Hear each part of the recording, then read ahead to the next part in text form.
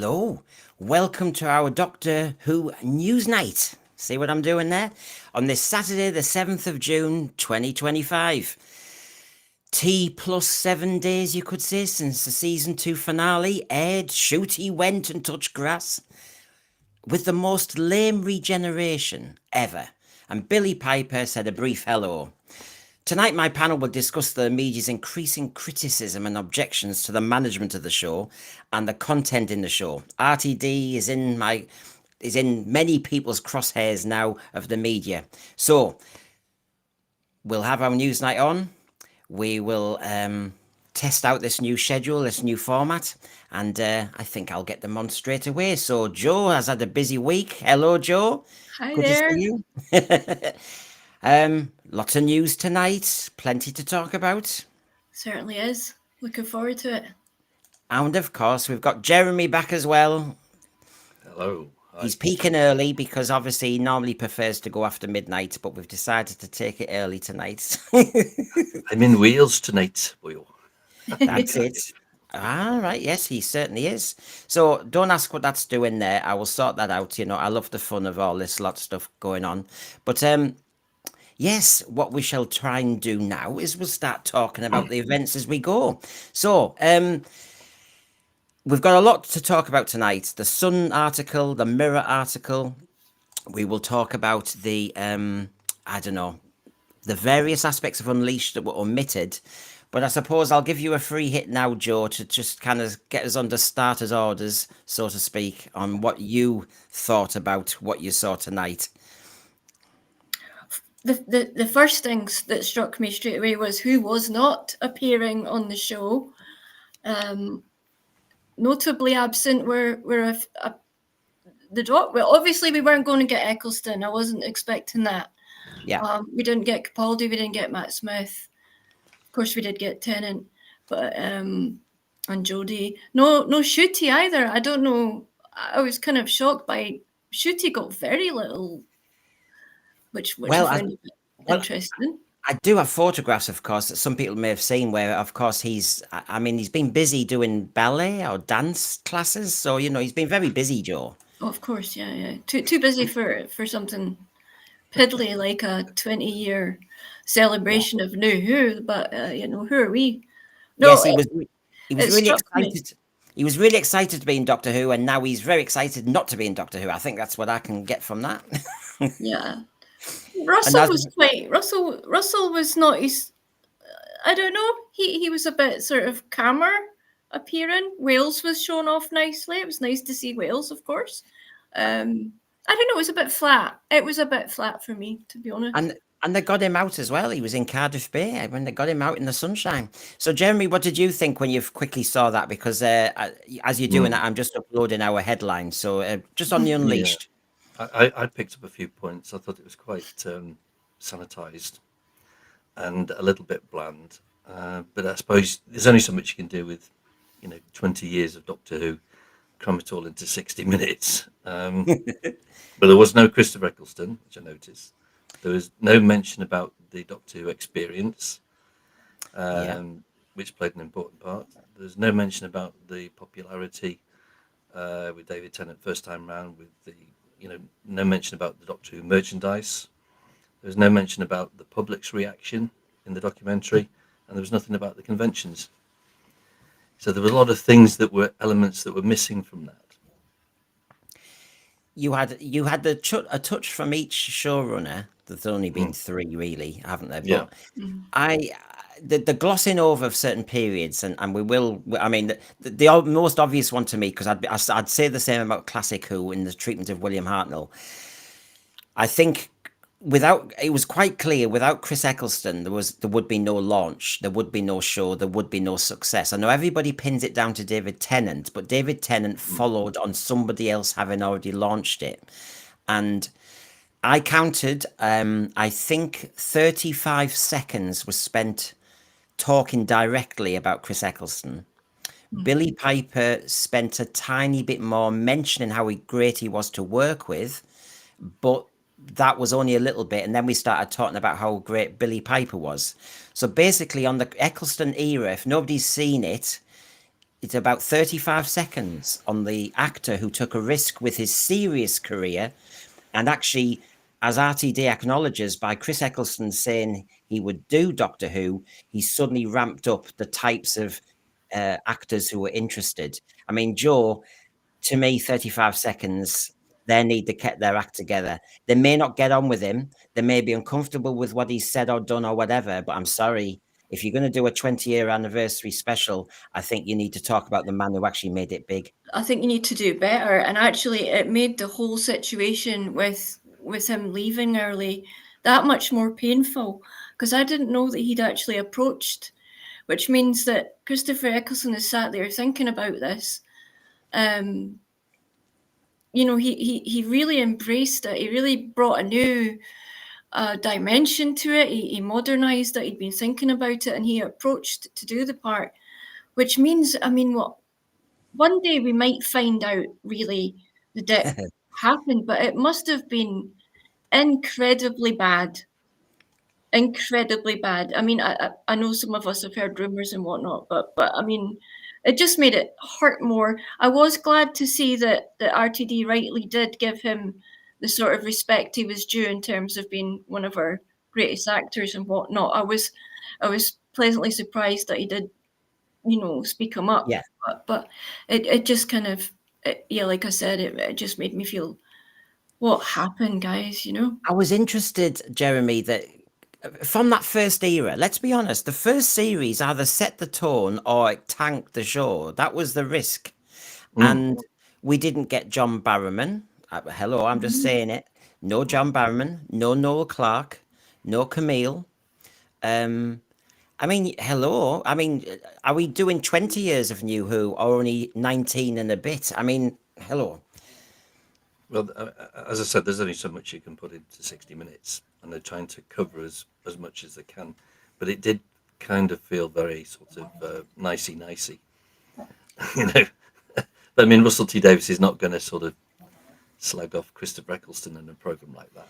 You know, he's just going to say, "Oh, he's a fabulous actor. He's nice to work with, good to work with." No, and he'd probably he'd be walloped if he did. Now, I'm just going to do my sensible thing here, which is to make this work. I've got my piece here, so if I replace myself, let me just do this.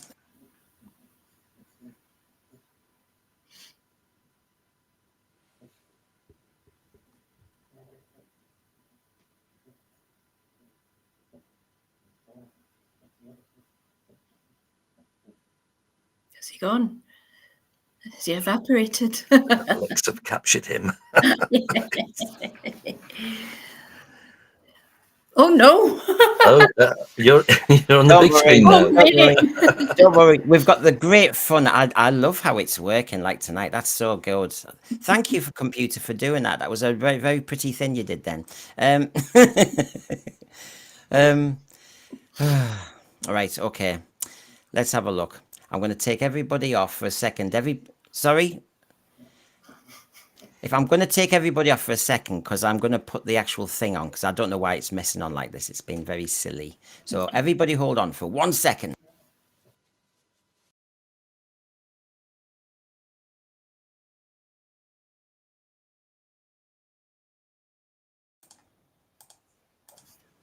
There you go. Don't ask me why it wanted to mess on like that. That was crazy, but that's where we are. So we're all here. So we're just talking a little bit about the Unleashed because there was a little gremlin there. Obviously tonight in our new look Newsnight, we're going to look at series 3 not commissioned yet. I'm being sarcastic there, but you know, they did say once season 2 is finished being broadcast that hello, suddenly they'll tell us what they've been thinking. I've heard nothing. The Sun calls Doctor Who woke Tripe. We'll be looking at that one. And Tennant and Billy to reunite for a special is rumoured by The Mirror. We've got shooty dance classes, and we could spend a night on them. No, don't worry. And we've got the reaction to the 20 years of Doctor Who in Wales, which we started a tiny bit early there. So you can see what the taste of tonight is. And you know, last year, my streams, one of my shows was about the 15th Doctor, 15 minutes of fame. Yeah. I didn't know how a writer was. He's gone. That was it. 15 minutes of fame. So true. So true. John Yulden give us a super chat before we started. I should have said bye, thank you. No, thanks, John. Very generous. All just popping on to say, break a leg, have a good show. I have a recording to do, but we'll be back after. Like and subscribe all. That's Sci-Fi Chronicles 79. Thank you very much, John Yulden. Very, very generous of you. Decent bloke.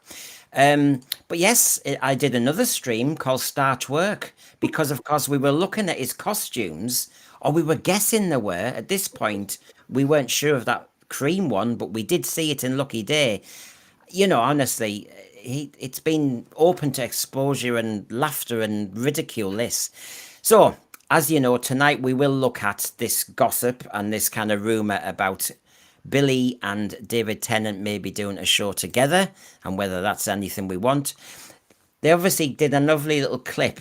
I mean, sometimes I just like the fact that, you know, you go back to 2005 in March and you know, pretend you're starting all over again.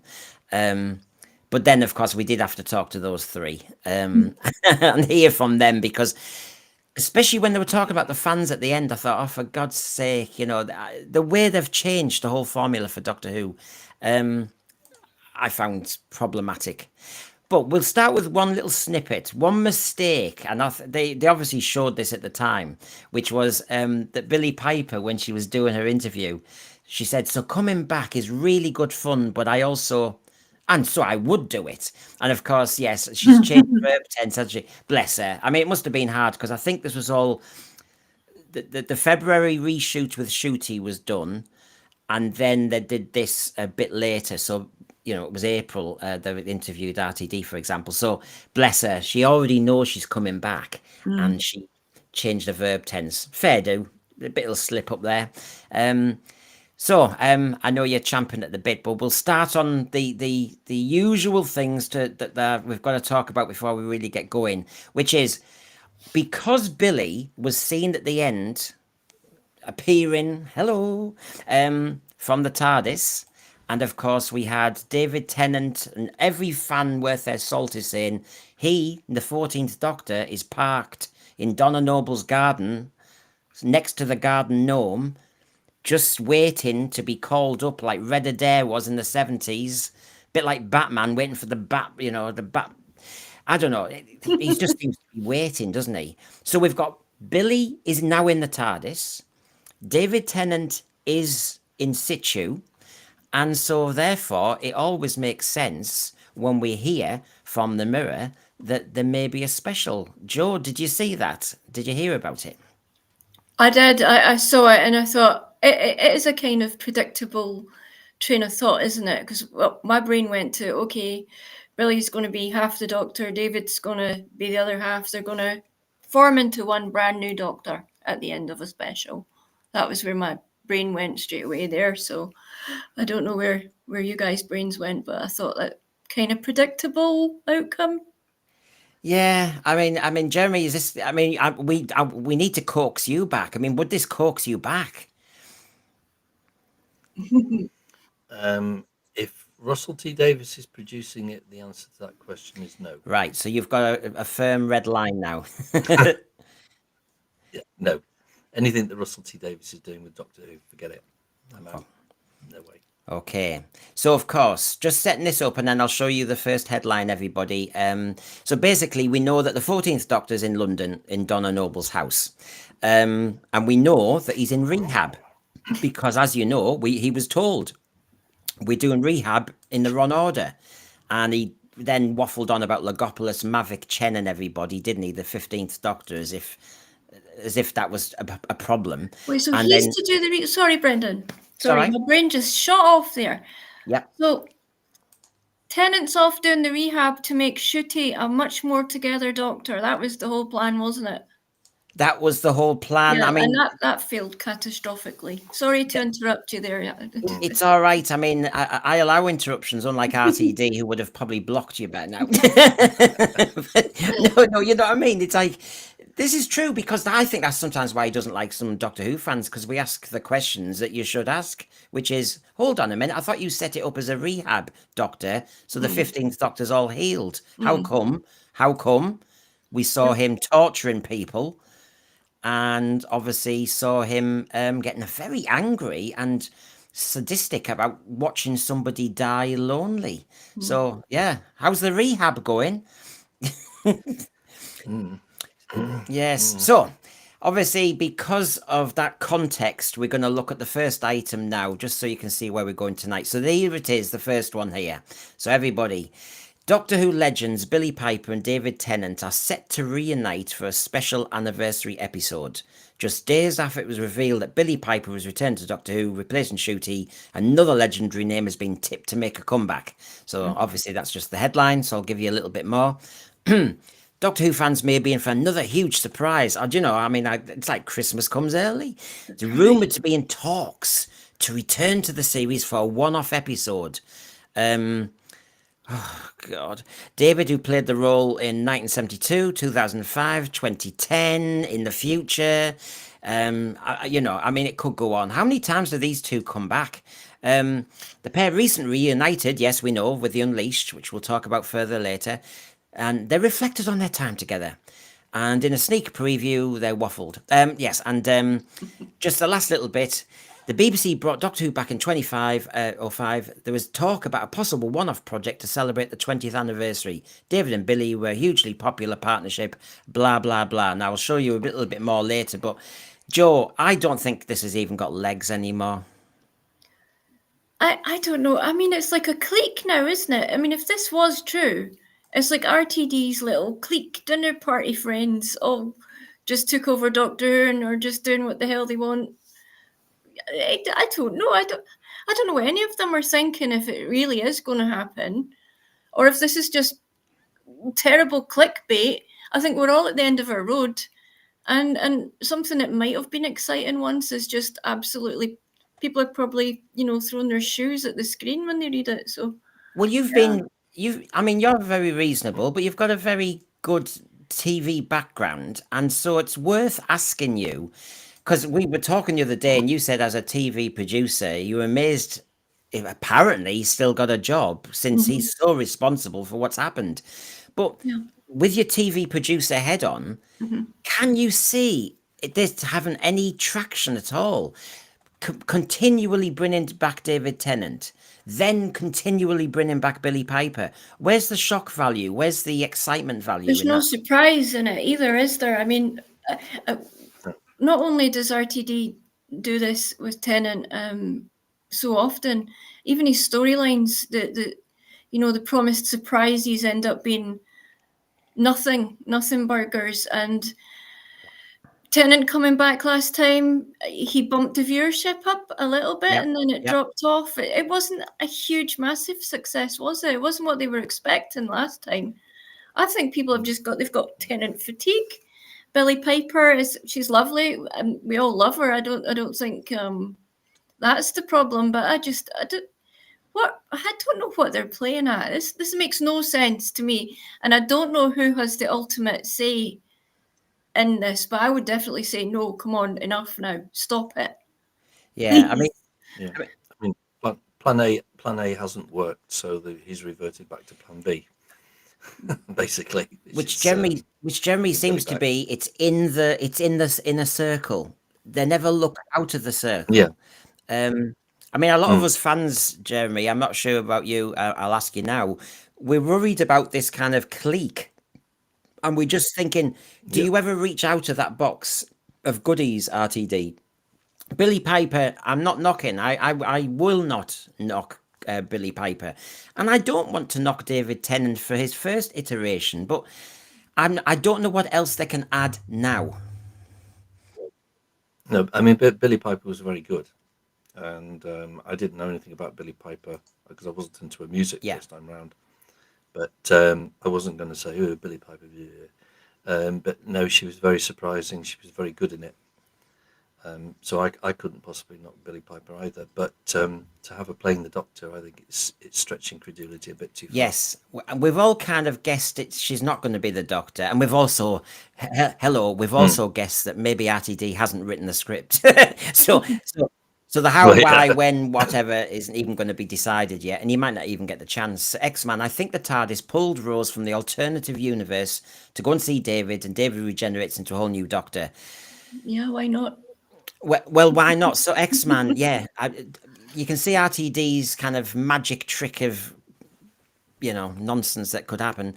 David Harding, to be honest, I've never understood the logic of Gatwa's Doctor somehow being what came out of Tennant's 14th Doctor. How is that possible when they coexist? There's so many questions. Somebody wrote to me tonight and asked, for example, when the TARDIS doors blew inwards at the end of the Interstellar Song Contest. That was never explained. Now, there's certain things yes, maybe Doctor Who never does explain. They just quickly keep moving on and hope you don't notice. But that was a big cliffhanger, and they never explained it. And the other one is, in the bi-generations, since he's an expert on bi-generations with his RTD, we had the first ever one, which is one man turning into two men, but only one had trousers on. Meanwhile, when one woman split into two women, they were both trousered. Right. It's amazing. Absolutely amazing. That needs explaining. Might have bumped the viewers if you'd seen a bit of whoopsie ranty, wouldn't it? Do you know what I mean? Consistency, RTD. Do you want to try? Or is this all written on the back of a fag packet? Well, but that is the situation. There's no consistency and no continuity. We don't know. Because remember, one minute we've got Shooty on Graham Norton saying, well, we're about to shoot season 3. And Russell, wasn't he bragging that he'd written it all out?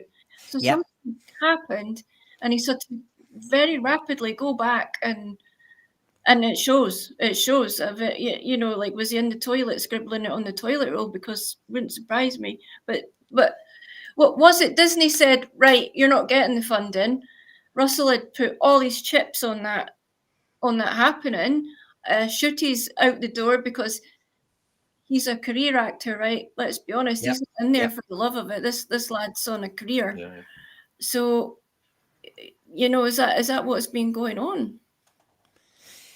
Well, we've got Randy Howell here, whose theory is, and thank you very much. I'll show Hoopet in a minute.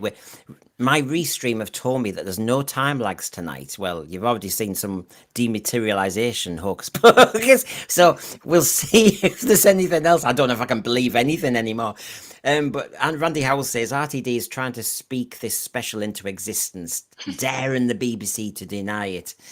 Well, remember that we all know that the Catherine Tate RTD reunion with Tennant was in lockdown, wasn't it? In a Zoom kind of chat. And in a way, and he instigated this, RTD told the BBC, and so it's as if he's almost instigating it again. Randy, I think you could be onto something, but the Hoopets want to say thank you, first of all. Yeah! Woohoo! Woohoo! Partly. I don't know if the video lag is completely working yet, Restream. I better have another word with them later. But anyway. So yes. So that was the article thus far. I'll just see if there's any bit more there. With the anniversary of the reboot this year, there have been some ideas floated about with the idea of maybe bringing David and Billy back together for one last hurrah. I mean, really? And then it does go on a little bit, and this is the last little bit here. Speaking about her return, Billy said, it's no secret how much I love this show, and I've always said I would love to return. And this is the bit when she says, how I come back, what I am, and all the rest of it is still to be decided. This journey has been one that I will never forget, and a role that will be part of me forever. There are no words to describe what it feels like to be cast as the Doctor, nor are there words to explain what it feels like to be accepted into this iconic role. The fans are truly the final character and beating heart of this show, and I can't thank the Whoniverse and Whovians enough. The blending shooter here with Billy. Sorry, I've loved every minute of it, but now is the time to hand over the keys. So basically, there's a lot of hard work being done in this Daily Mirror article with just one quote saying they'd like them to do an anniversary special. I wasn't even aware there was an anniversary coming up. Do they mean we are now 20 years on and now we need to quickly do an anniversary special? Say, can't do one for Christmas, can we? Are they going to get enough time to do Well, that's what I mean. I mean, he'll have written the scripts because he's so prolific. But I'm trying to think what they mean by if it's an anniversary special. That's now 20 years, unless they want to do a 21st special. And the other thing is, we're talking about David Tennant coming back, Billy Piper coming back, and actually, is there any kind of surprise or value in it anymore? Doctor Who doing anniversary specials is a little bit kind of, again. I mean, I'm not interested. I'm not interested. And as we're saying, we're not in a good place with Doctor Who anyway. I mean, who's feeling the urgency to do a lot more of this? I'm not. So as we move on, because the Sun article is much more tasty. That was our little kind of palate cleanser. We all know there's been an opinion poll out, a very formal opinion poll, the first proper opinion poll on Doctor Who and attitudes to it. And the Sun was on it like a shot. I mentioned it the other day, but they've made a nice little infographic. 1 in 3 current viewers say it has got worse. I'm actually quite shocked it's that low. 46% say it's put social justice and woke issues above quality. And the top words used to describe the show were rubbish, woke, and boring. You see, I think that's pretty apt, really, and yet such a sadness because of how the quality behind it regarding visual effects, set design, and everything. Yeah. Sure it is, yeah. But, you know, would you have an issue with any of those 3 words there, Joe? I don't have an issue with it, and it's breaking my heart because my favourite show of all time got the biggest budget it's ever had. Had potentially the biggest outreach it ever had. It was meant to be bringing Doctor Who to the world.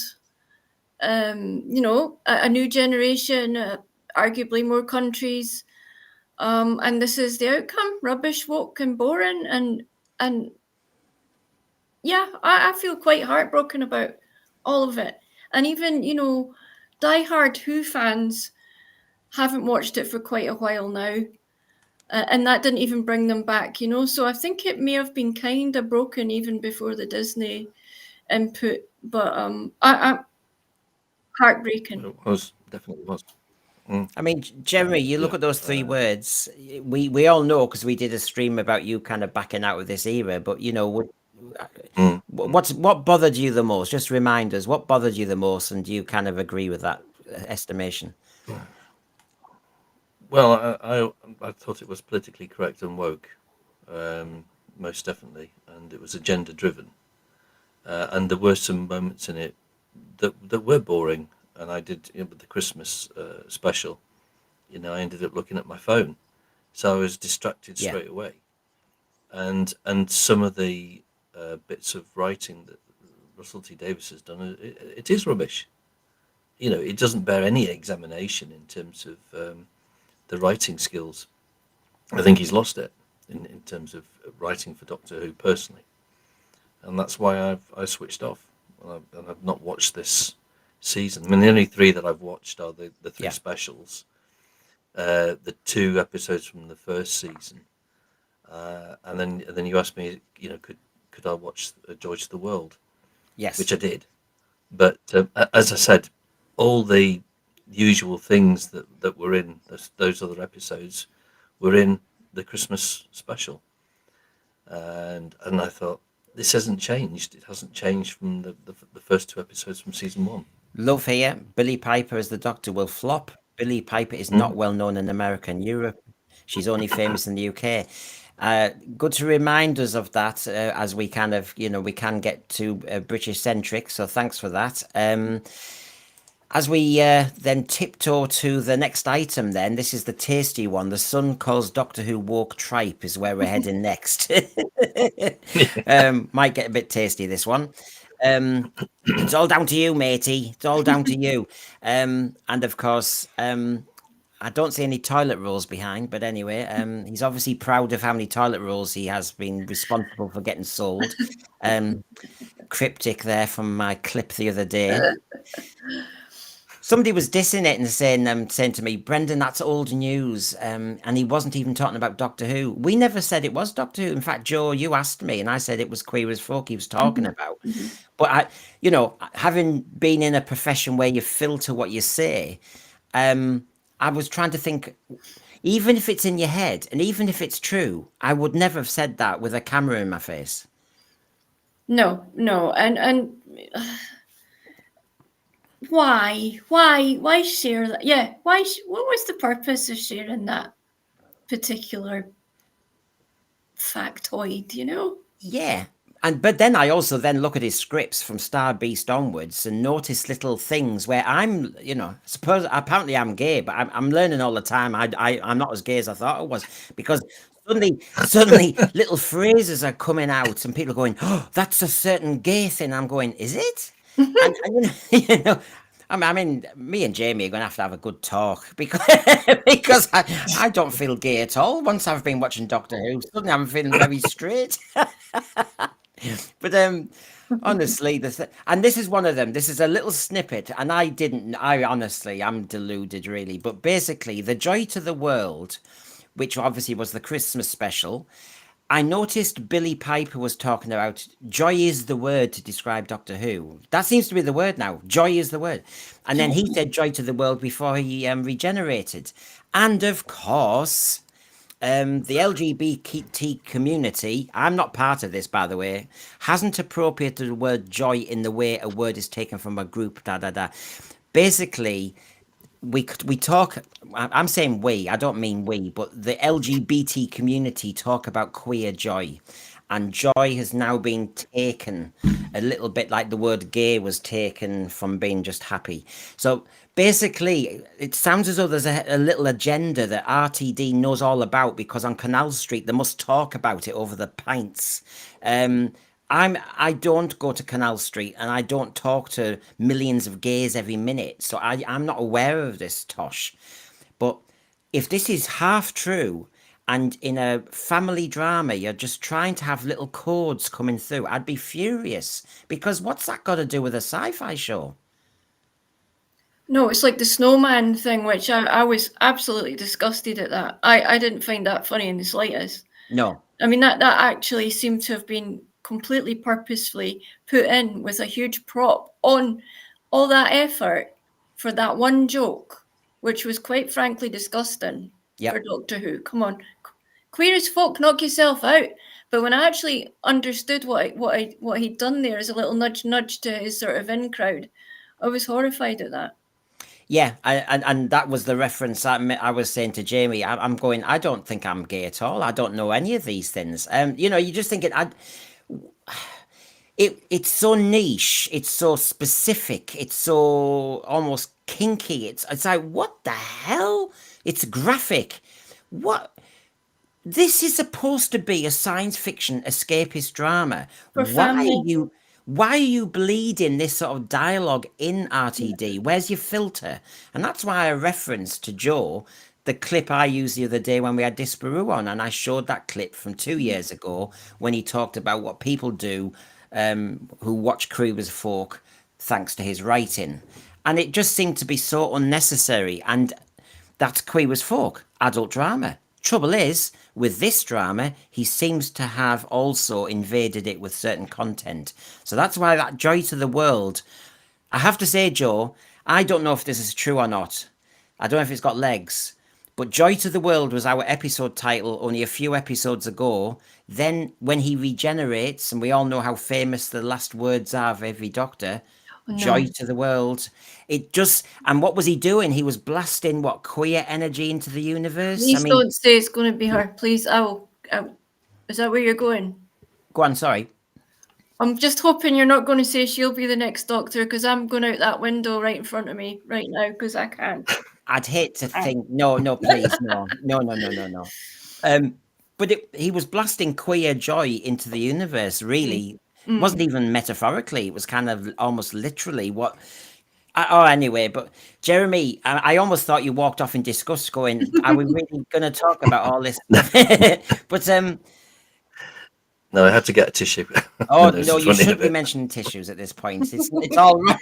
Oh, no, I realised that when I just said it. I was like, oh, dear. Sorry, I'm being naughty. Sorry, so... I've gone red. I've gone red now. You're as red as that Dalek behind you. But, yes. So anyway, I'll save I'll save his blushes by getting on with this. So, here we go. The Sun, in their comments section, Doctor Who's demise is overdue is an overdue lesson for BBC and a sign that we're finally calling time on the woke tripe ruining Britain. Please read on for all his thoughts. Well, we did. So farewell, 15th Doctor, off to fiddle with your sonic screwdriver in some woke utopia at the end of a Gallifrey rainbow. Doctor Who's demise has been an overdue lesson for its smug producers. I mean, hello, former TV producer Joe. Gosh, they are not holding back. Do you know what? I feel as though the worm has turned. I really do think a lot of us streamers, a lot of us fans have been talking about this for a while and slagged off, told to go and touch grass, told that we're not proper fans. I mean, Shooty also did say you can't be proper fans if you don't see that Doctor Who's all about change. So, I mean, we were told a lot. And here you've got the Sun starting to say, do you know what? Go and fiddle with your stupid screwdriver, go to your Gallifrey rainbow, and your producers are smug. Whoa. Mm. I wonder what he wrote before, though. I always like to see, I'd like to see if this same chap wrote articles on this before, just to see how much he's changed. Because there was so much shilling, there was so much butt kissing and hype, and so I'd like to know what his track record is. But I was happy to see it finally. And are we going to get an apology from anybody? Probably not. But it's getting getting interesting, Jeremy, isn't it? Because Talk TV are really hammering this hard. GB News are hammering this hard. Sun is, the Mirror is, the Daily Mail is. I'm sorry, but this is starting to. The Guardian did, the Independent did. I think the worm has turned. It's only the Radio Times that's still shilling for the programme, but most of the newspapers now are turning because obviously there's been a lot of people who are fans and viewers that are not happy, should we say, with the last two seasons.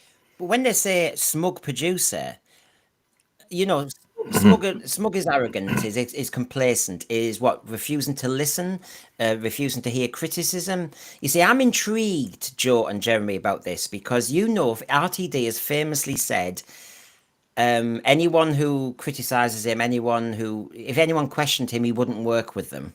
That's what he said. And whether that's hyperbole, because I'm sorry, which universe can he live in where nobody ever gets questioned?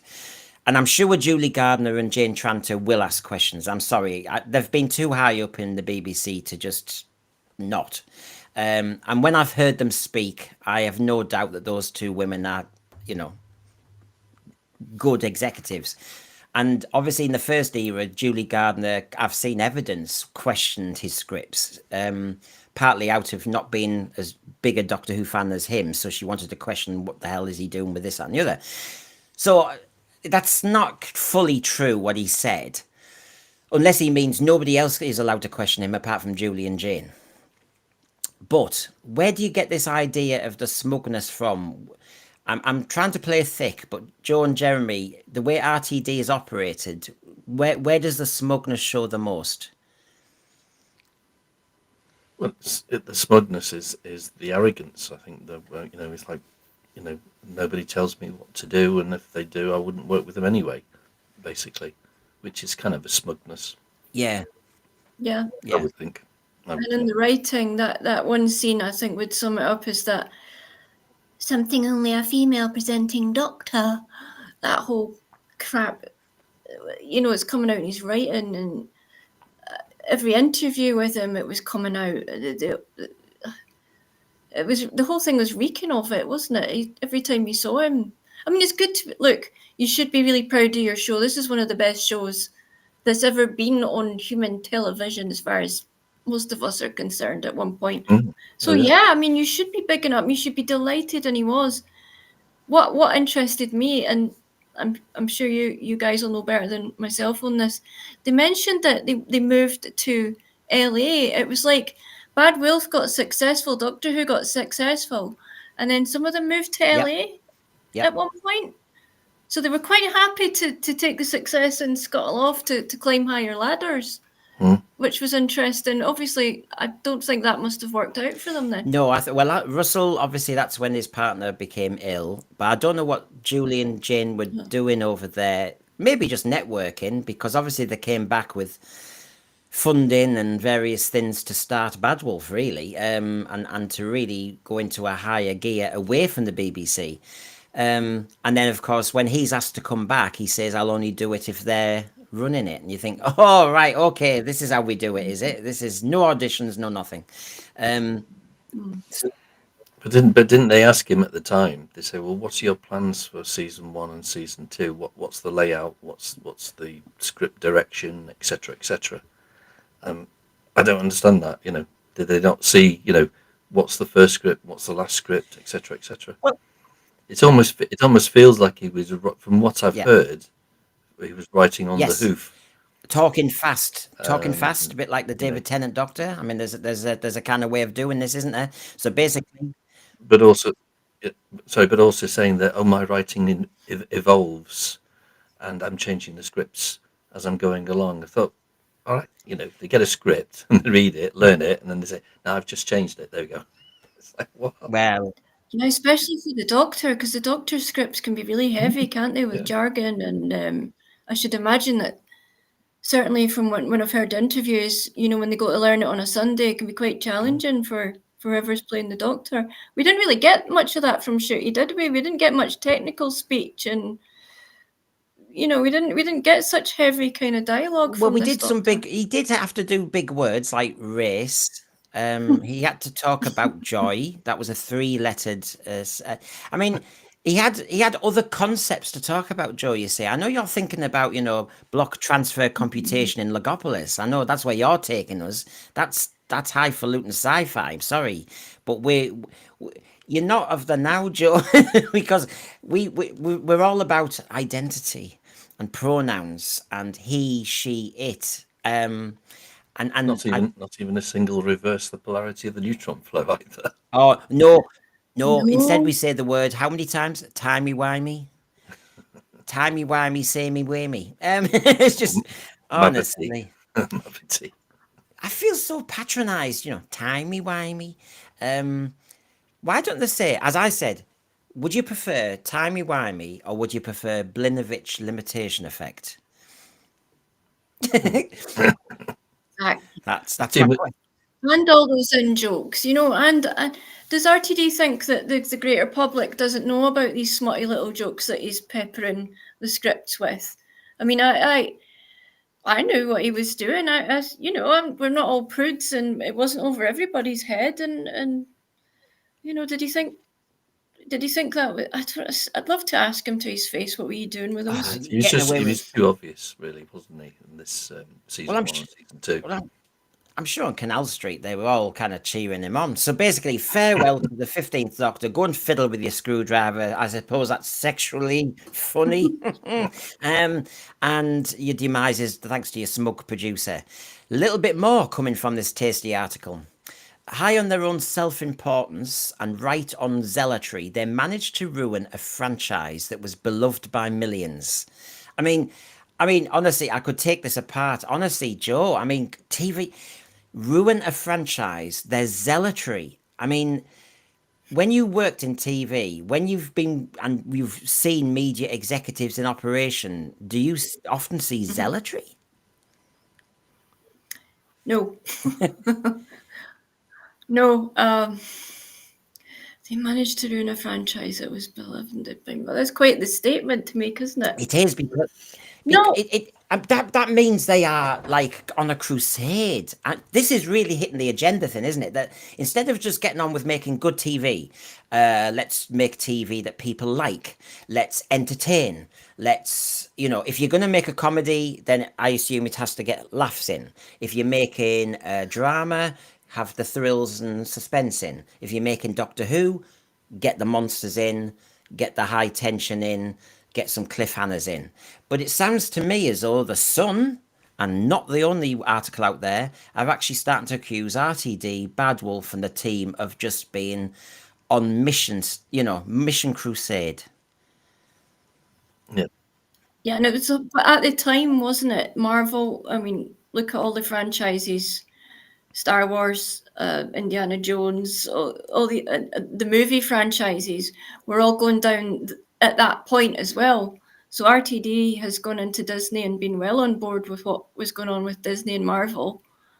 I think he wanted to sort of run it like that, didn't he? With lots of spin-offs like they used to have. And so he's gone in there with grand plans that Disney probably wanted to hear at the time, going by their content as well. And this is the other thing, Jeremy. When you watch Unleashed tonight, and we talk about Unleashed in detail a bit later, but in that element of Unleashed, when they were talking about, there was a time when, and he was saying, we had Torchwood, we had Sarah Jane Adventures, we had the Sci-Fi Files, we had this, we had that, and he listed all these programs as if like we had a universe. And I thought, yes. And there was a little quote, wasn't there, Jeremy, at the beginning when Julie Gardner said after season 1 had been such a runaway success, and she mentioned ratings and she mentioned press reaction. And then she said, Russell will have to kind of come up with a spin-off. So basically, they didn't put the cart before the horse. What happens is you get the main show flying, then you might do a spin-off. This time, Jeremy, they were making and writing the spin-off Sea Devil one almost at the same time as Doctor Who. And look what's happened. Well, they were overconfident, but also because they've got the money. So, if you've got the money, their attitude is let's have a good old spend up. And, what they should have done is to have judged the reaction from season 1 and got the feedback and adjusted what they needed to do on season 2, but they didn't do that because they produced season 1 with season 2. So that you can't change season 2 because it was in the can. You can adjust and trim some of the scenes, but it was too late by then.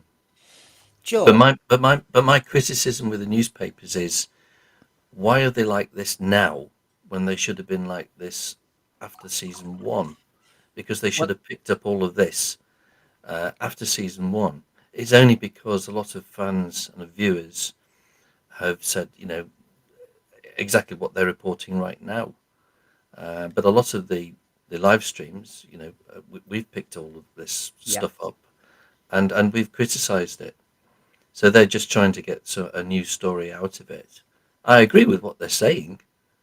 Yeah, because they're agreeing with us. The thing is, I agree with you, Jeremy, that the point is, I applaud none of these newspapers because they have known this for quite a while. They just pick their moment to turn. They do the same with politicians. They will have made a decision about Keir Starmer. They will only start properly gunning for him to get him out of office when they want to get him out of office. Exactly. They play with you like a cat with a mouse. They really do, the press. So basically, they've decided RTD is a wounded animal. And I think what's happened, Jeremy, is Trump. I think what's happened is America. Because season 1 happened and there wasn't much said at all, like you said. Then Trump got elected. Then they saw the drama of America and how much things changed quickly and how Disney shifted and sort of the businesses over there shifted. And suddenly our press started to note that and note how popular it was. And I just sense there's something like that going on here because other than that, I don't see why the press suddenly decided this is the moment to kick RTD in. Yeah, I think they're just trying to ride on a bandwagon at the moment, which is our feelings about the show, just to sell newspapers. But I do agree with what they're saying. They're spot on, but we've known that for the last how many years? So where were the newspapers reporting all of this how many years ago? With the Conrad Clarks, with the noise, the relentless noise that they ignore until they decide to listen. But Joe, I was going to ask you about when it talks about this with I'm intrigued. I'm always intrigued with people's backgrounds because it will enlighten us possibly in what you think's going on. Jeremy is quite right when he says, surely common sense is you make season 1, you then get feedback, you tinker with it, and then you change it for season 2. Is it possible, Joe, that they were tied into a race because Disney wanted this 2-season deal? Because my common sense head, Joe, is saying you've got the money from Disney for 2 seasons, 26 episodes. I think it was 26 episodes. Yeah, that's part of the deal. That won't change. Obviously, you're not going to do it over 10 years because that's not fair. But clearly, do you think it was RTD or the BBC or somebody who's rushed this and didn't necessarily have to do that? I think he's got on a plane to LA with some, it was like, right, BBC, we're going to get a streaming partner. Streaming is the future. Streaming is the new black. Let's see, let's take Doctor Who. Let's make it a new brand for a new generation. Let's I can just see him, let's 100 million and let's make this, and promised them, he's gone in there and given them a phenomenal speech, I'm sure of it, and phenomenal promises. He's shown them his showreel, which was impeccable. All the spin-offs, I mean, they were impressive when we saw it in this evening. I actually had forgotten about, the sort of magnitude of the spin-offs and all the other things that they'd done. So I think he's gone in there and been extremely impressive and really sold it very well, and just not delivered. Well, he's sown his kind of discussion with words like Sutek. Yeah. I mean, he's done gobbledygook. You can see these media executives, and Joe, you could even describe what they look like. These are they like fat cats? Do they sit there? And well, I mostly dealt with it was programmers often, but the fat cats would be very quiet. They look like more money people and accountants. In my direct experience, they look very much like what you'd imagine accountants to look like, and very quiet, often with a pen in the mouth. I want to just ask one cheeky question before I move on. Did these TV top media moguls, when you were in meetings with them, did they wear pinstripe dresses or anything? They were very smart. There was one very flashy head of MTV Asia who I remember being very impressed with. He had the stripy but very designer look. I always remember him. They certainly had a lot more money than the rest of us, that was for sure. They were turned out better. But they didn't turn up in what you would call gender pushing, societal pushing gear. Not then. Yeah. I see where you're going. Well, you know me. No, I think they're more check their hard drives for that sort of side. I get what you're saying. Toilet rolls. Here we go. Sorry. Duncan the Funky Evans here. They didn't mention class. No, they didn't. I mean, even within that, they didn't mention everything they made. I actually kind of like class at the beginning, but maybe I had a sordid kind of reason because I kind of like the main actor. Right, so as revealed this week, audience of Ncuti Gatwa's truncated Time Lord found it rubbish, boring, and woke, and complained producers had put social justice issues above quality. And who let them get away with that? Craven BBC executives terrified of appearing homophobic, transphobic, or displaying some other LGBTQ plus phobia by pointing out how utterly crap it was, I suspect. They gave overbearing, I mean, who decided to give him that word? RTD far too much freedom, and in return, he turned the 62-year-old show into a pulpit for his own sermons on gender ideology. I feel like these should be like essay questions. Put a statement and then say, right, Joe, Jeremy, discuss. But again, they've just picked up on what we've been saying for the last how many years, Yeah. Well, but you see, because I'm. The thing is, though, I honestly, these people who are earning a massive amount. And Joe, when you were talking to me the other day, and you said there must be somebody high and mighty in the BBC who will say RTD's days are numbered or gone. They will be so high up, and they'll just say, "No, I'm not having this at all." But when I read that paragraph saying Craven BBC executives terrified of appearing homophobic, transphobic, or displaying some other, aren't they high enough up to just go, no? Surely a media executive worth their salt could say, no, I'm not happy about the ratings. No, I'm happy. There will be. There'll definitely be some saying, look, I don't give up. There are those at the top who are purely money driven. Now, I don't know the BBC hierarchy because they wouldn't let me in the door. But there has to be a tangible return on what you're putting out. And they're not getting tangible money. They're not getting tangible viewing. They're not getting tangible the merchandise. Every avenue has demonstrably, that's a word at this time, right? But it's dropped. So how can they justify it now beyond purely driving an ideology? And we have to start questioning why then, because why is this ideology so important that you're going to take such a loss? You know, I cannot see anyone able to justify it unless perhaps there are high ups with the trans children, you know, pressuring them or something. I don't know. I really don't know what the answer is. But with Disney money, the BBC didn't take a big loss. It was Disney that took the big loss. Yeah. So the BBC said, well, it doesn't matter, we're all right. Which is a bit of a slap, though. I mean, it should humiliate the BBC somewhat. What actually frightens me, and I'll give credit for a second in the context, because to me that fourth paragraph is where we are. It's scary because actually, with a lot of things going on, not just in our country but other countries, people are fearful of speaking up because the fear of cancellation, the fear of being blocked, the fear of being called a certain political persuasion. And that is vivid and that is real. But what shocks me is we all, people very low down in the hierarchy go, but surely somebody high up, a high-powered executive, has the power to say this is a load of crap. But if they're scared of speaking up because of a context of they might get cancelled, or people might go, oh, you want to watch what you're saying, you're being transphobic. Honestly, the world has lost its common sense.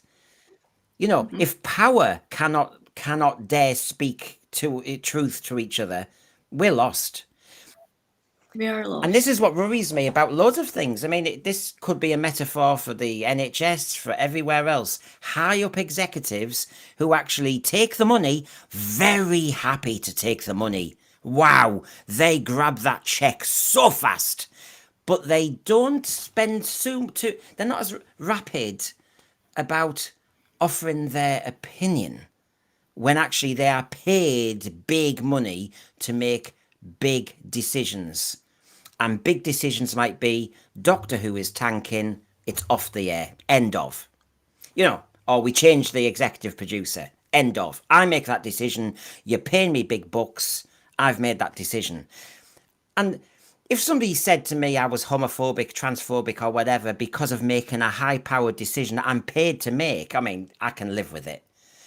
But it seems to me the accusation being made by the journalist here is that that's rife. Everyone is scared of making the decisions they're supposed to be making. Yep, the whole discursive, the climate just now of even having a conversation about anything is very strange right now, because if you go to discuss Shooty and make any critique of that doctor, you're going to get your racist. When that's not what you were thinking. You're thinking, I can't see any identifiable trace of the doctor. I wasn't thinking about his skin color, but you're racist. If I go to say, well, I didn't like Rose Noble's character, because by the time I get to the end of the sentence, I'm a transphobe.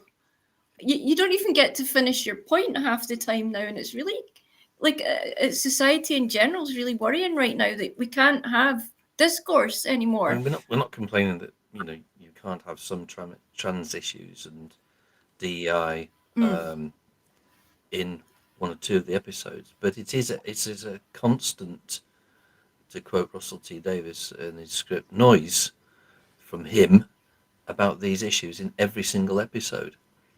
Whether it's anti-Trump or anti-Brexit or whatever, these issues he picks in a kind of meta way and transposes them into every single episode.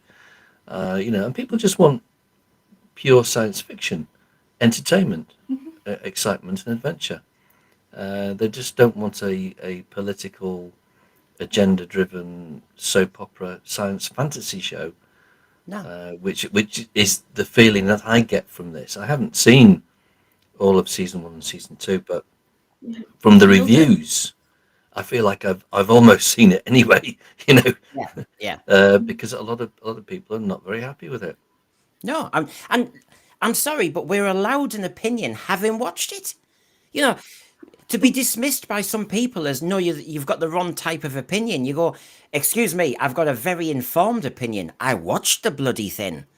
Yeah. Having watched it and having invested in it and having actually rewatched it and having linked it to other episodes because I'm actually a blooming fan, I actually thought it was tripe.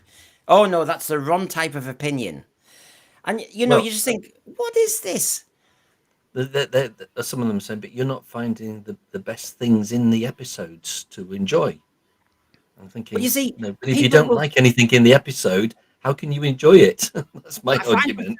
I find myself out of kilter a little bit with some people who are saying things like, when I saw Jodie Whittaker, I wept. And I'm thinking, look, right, Tom Baker was one of my favourite doctors, and he appeared in Day of the Doctor, didn't he? I didn't weep. Now, and I'm not saying I'm being that literal, because obviously people react in different ways, but you know, my heart was warmed a little bit when I saw him, because you know I like Tom Baker and he's been part of my childhood, so it was nice to see him. I didn't whoop like a seal. I didn't cry. I didn't suddenly rush to online social media and do this. I just don't understand the world now when basically Jodie Whittaker, she was only in it a few years ago. She comes back on the telly, and I wept. I wept. It was the best moment ever. And I'm going, what did she do? When we saw Peter Davison meet David Tennant in Time Crash, you know, that Children in Need special, Peter Davison's also part of my childhood. I didn't feel an urge to weep or anything. It was a nice little moment, a nice little skit. But it didn't have... I mean, I think there was one line I thought, oh, that's quite a nice line. It's a nice, warm line. That was it. I didn't start thinking, oh, this is just amazing. Joe, I just don't know. Am I missing the world here? I don't get it. No, you're not. Do you remember the times when we'd talk about the content of the episode? We'd come together and be like, those weeping angels, oh my God. If you were stuck in front of a weeping angel or stopped in front of your car, and all the brilliant little conversations us nerds would have with our kids or whoever, and the content was being talked about, and yeah, we'd fight. Who fans would often fight about this and that, but that was part of the fun, wasn't it? If you like this and how that worked and what went wrong there, and we're not doing that anymore. Yeah, because I'm not aware, and I don't know what your childhood experiences were, Jeremy. But honestly, if you had a debate about Doctor Who, whatever your context was, I wasn't aware that if I was talking about Colin Baker not being my doctor or something, that there was a mass walkout at the end, or I was sent to Coventry. You know, I think we just had a chat. But it sounds like now that basically, if you just don't say the right thing, what do they say to you, Jeremy? Well, they say to me, well, if you don't like it, stop watching it. And I'm thinking, no, I love the concept. I love the program. I've invested years. I don't like what's happening now. And that's why I'm hanging around to get it changed, if you don't mind. But anyway, Jeremy, were you arguing and sent to Coventry because you didn't like something in Doctor Who? Yeah, I mean, as I said, you know, people will block you. You know, they'll say their piece. You know, well, why are you still watching it then? Blah blah blah blah. You know, all of those things. And so they just block you, and I'm not bothered anyway. But I'm entitled to my opinion because I've been watching it since 1970, and I have invested quite a lot over the years. And but at the moment, the last 7-8 years, I just don't like. Can I just say one thing why we really are allowed to give an opinion, Jeremy and Joe, is because we pay the TV license fee. And we have every right when we are saying we don't like the content. We actually pay. So why these people say, go and watch another program? No. We pay for this. So I'm sorry. There are people I would like to cancel and I would like to block and I'd like erased. And those are called the Who Pets. Here we go.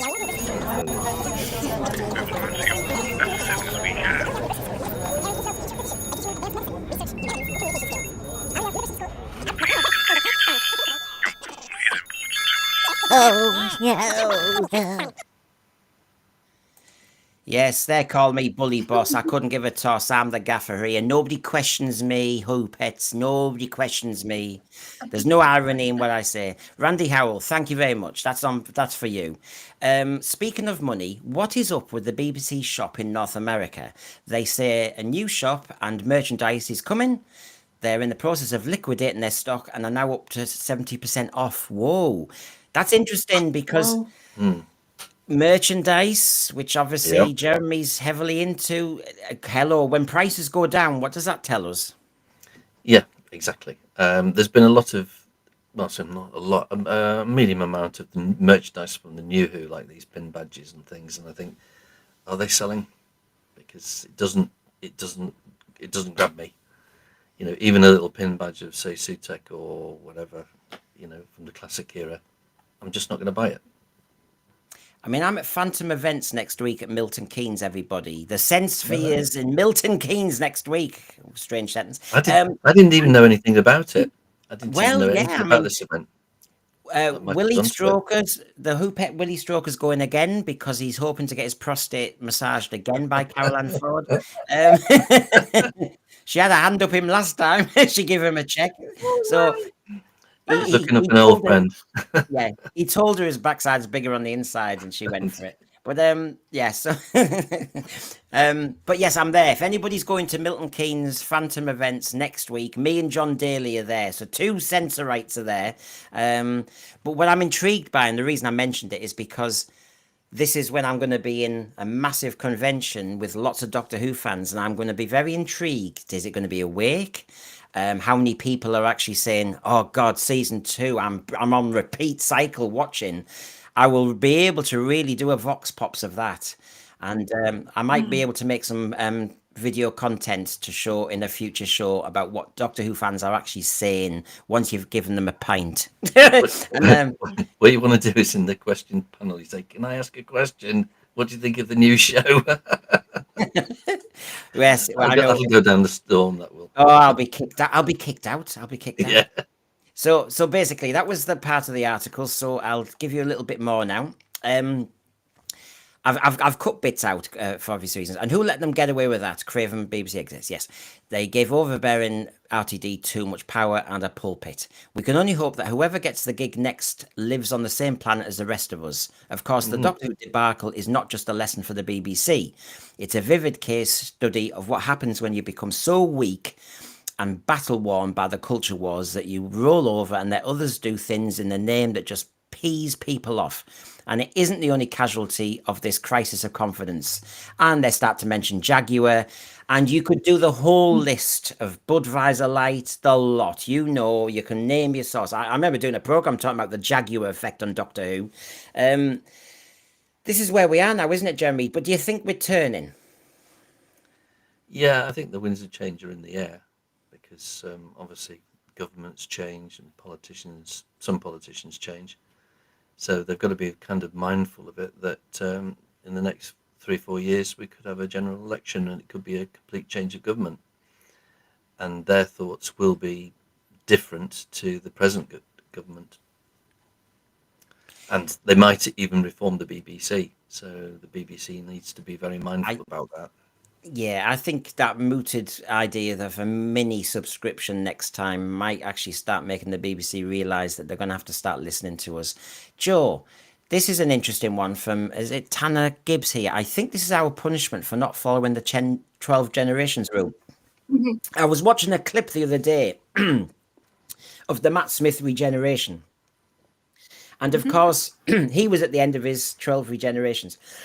And of course, he got this magic gold dust. The Tinkerbell dust came from the sky. It was a beautiful regeneration. It was one of my favourite regenerations and a beautiful speech. And that line, the first face this face saw, and all that stuff, amazing. But it is true, isn't it, that because Doctor Who, you know, and it's called greed, let's just keep the show going. There was a rule. I mean, yeah. I mean, if the show's doing well, do you kill a show because the canon says you can? Can't do. But we're just letting this continue and continue. The thing is, Joe, once you break that rule, You then seems to be under RTD can break any Doctor Who rule, like Sue takes a dog. Regeneration could be bi-generation. A man can be a woman. Before you know it, there's no rules left, and therefore there's no reason to watch the blooming thing. Yeah, I mean, we wanted it to keep going because Matt was doing particularly well, wasn't he? And they had to, I think they had to come up with something, but then they just went, if they just kept their heads together and, kept the fundamental rules of, okay, we'd bent them to get more regenerations.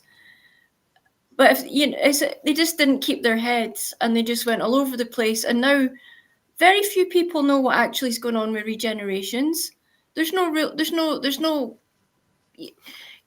core to it anymore that we're all adhering to. So it's a big giant mess that I don't think anybody has the answers to, not even RTD right now. And the regeneration in particular has been absolutely butchered, messed around with. It's a superpower now. We've got bi-generation. We've got all these different ways. One Doctor comes back and needs fish and custard and is disorientated, and Jodie didn't even know she was a woman for a while. But it's a mess, and we need part of, if they're ever going to fix it, they need to get that strong core put back in place. Yep, absolutely. Well, Tanner Gibbs is saying thanks for the shout out. Hey, it's fine. But that being said, we wouldn't have got Peter Capaldi without then continuing. Yeah, well, and this is the thing. It's just, I think my concern is Doctor Who, I don't think, can just keep going forever, limping on. I think what you need to do sometimes is lance the boil and not be scared of a gap. Now, am I being naive, Joe? Because you know how the TV world is. A gap means it's old news. And I know a gap might mean we can't bring it back because we don't know whether people will like it now. Because media executives, to me, sound as though they need to see the success on the TV or they won't trust it. Yeah, it's in date, but Doctor Who is, if not dead, which I don't want to say and I don't want to think, in very real danger of being irreparable now. So the correct thing for any sane production head would be to go away and really think about what has been done and what needs to be done to repair it. Who that is, I don't know. It cannot be the current crew. No. I just hope there's a decent head somewhere there, a decent pair of hands somewhere there, and that they get found, because this is really seriously in danger now. I mean, my main worry is if Russell T Davies comes back to do season 3 and 4, and if Bad Wolf produce it again with the same team, it just needs a complete fresh overhaul. But the problem and the danger with that is it depends on who picks it up and what their interpretation is going to be. Remember, Stephen Moffat in Unleashed Tonight did actually say, you know, it has to move on. You have to move on. You have to refresh. It's just they do realise that they all go to the pub together. It's all in the same meal. As Jess says, with her writing background, their trash cannon, Brendan, had no respect for that and wrote to suit their own narrative. Well, yeah, that's a captured show in a nutshell, basically. Mr. Puzzle, Jodie took direction from Chibnall constantly, sorry. He only gave her Tennant DVDs and told her don't watch anything else. New Who feeding off New Who feeding off New Who. It becomes a cancer. You know, there is other stuff. And I think that it has been the problem. Obviously, the Sun continued with ideological madness and started linking it to a wider context that we all know is in play. But that's in trouble now. Stonewall's not in a good place at last because they've over-egged the situation. So where this comes from, of course, is RTD himself has said Doctor Who is unapologetically queer. He's actually said it's a queer show, Joe. This is why you love it. No. Oh, you missed the point, Russell, didn't you? That you. It has queer energy.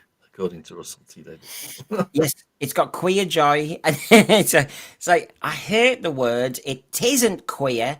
I actually hate and I resent, when they used to say it was a sci-fi show and it's a bit kooky, it's a bit quirky. I thought, oh, stop that. Stop that. It's science fiction. That's what you're saying. What you're saying is some of you don't understand it. What you're saying is some of you just can't be bothered to watch it because it's too kind of scientific in certain language and all the rest of it. That's what you're saying. Stop saying it's kooky, quirky, freaky. And he plays into that. It's unapologetically queer. Well, get yourself sorted out. And then, of course, you can see where he's going with this agenda. The Doctor is someone who has lightness and joy that chimes with queer energy. We're not delivering a neutered Doctor. Well, he should have been neutered years. Well, actually, Jeremy, what's great now is he's barren. He's sterile. He's unable to have kiddies. All right. They did this. Sorry to go off on a slight tangent here, but they did this to Luke Skywalker, right? They made a fool of him. He's a foolish, dittery old man now. They took Indiana Jones and they had to do, he had to get it. Now, Doctor Who's had to get a bit of this treatment as well. And where the heck has this all come from? To do this to as the mother of a son, I'm a single parent. So I'm extra conscious of the content my son's watching in regards to, heroes and whatnot. And who have I got to offer him when they keep doing this to them? What kind of message are they sending? And this queer stuff, Doctor Who was for... Your granny loved Doctor Who. Everybody... Why can't Granny have access to Doctor Who now? It feels like he's taken the Doctor away from us to this little group. And I can't stand it. This is what sets me off, this whole thing. I hate this. I hate all of it. It's awful. Well, originally it was a children's program, but obviously the adults got into it as well. So it's like from 7 to 70. It's an enjoyable science fiction program. And that's what it's got to go back to. It can be done, but it's going to take a very clever producer and a very clever production team and very good science fiction writers to get it back on course. But it cannot be Russell T Davies. Right. Well, I've missed a super chat from Lex Kane. I apologise. I've got Jamie running up and downstairs. He's a good one. And I'm sorry about that, Lex Kane, because obviously my eyes are everywhere. He said Colin Baker is now made more episodes than Gatwa. 31 episodes for Colin Baker, and Gatwa a pointless 19. A lot of people actually have noticed that with Matt Smith, did 40 odd. As you've just said then, Lex Kane with Colin Baker having done more than Shooty. They did that in Unleashed, and when we do come to Unleashed, they like Jodie Whittaker, they made it look as though she did 5 years of Doctor Who. Shooty did 2 years of Doctor... Well, yeah, there was some Doctor Light episodes. No, you're spot on, Lex Kane, that... another thing that some of these kind of tribal warriors tell you is that the first black doctor, the first gay doctor, he did so much material. Made me laugh. Did you see when Stephen Moffat said we had, over in 12 years, we had 2 doctors, Pertwee and Tom Baker? And then he said, now they leave so quickly. Yes, they do. Yes, they do. Because I noticed when Shooty Gatwa left, when he eventually said something about it, he said he was exhausted. And I thought, doing what? Is there a mystery episode I haven't seen? What have you been up to? Did Rogue and him get up to more in hell? Did he actually do a few... Are there some missing episodes that we're going to find in the future? So yes, he's exhausted. Well, he did spit a lot of gob out in Dot and Bumble. Honestly, there was a lot of gob he spat out. And as you know, RTD thinks that was his greatest moment. So all that energy. And it must have taken it out of him to wear that cream suit. If I had to wear that cream outfit in the TARDIS and keep breathing in, that would have taken it out of me. I'd have had to have regenerated a bit earlier.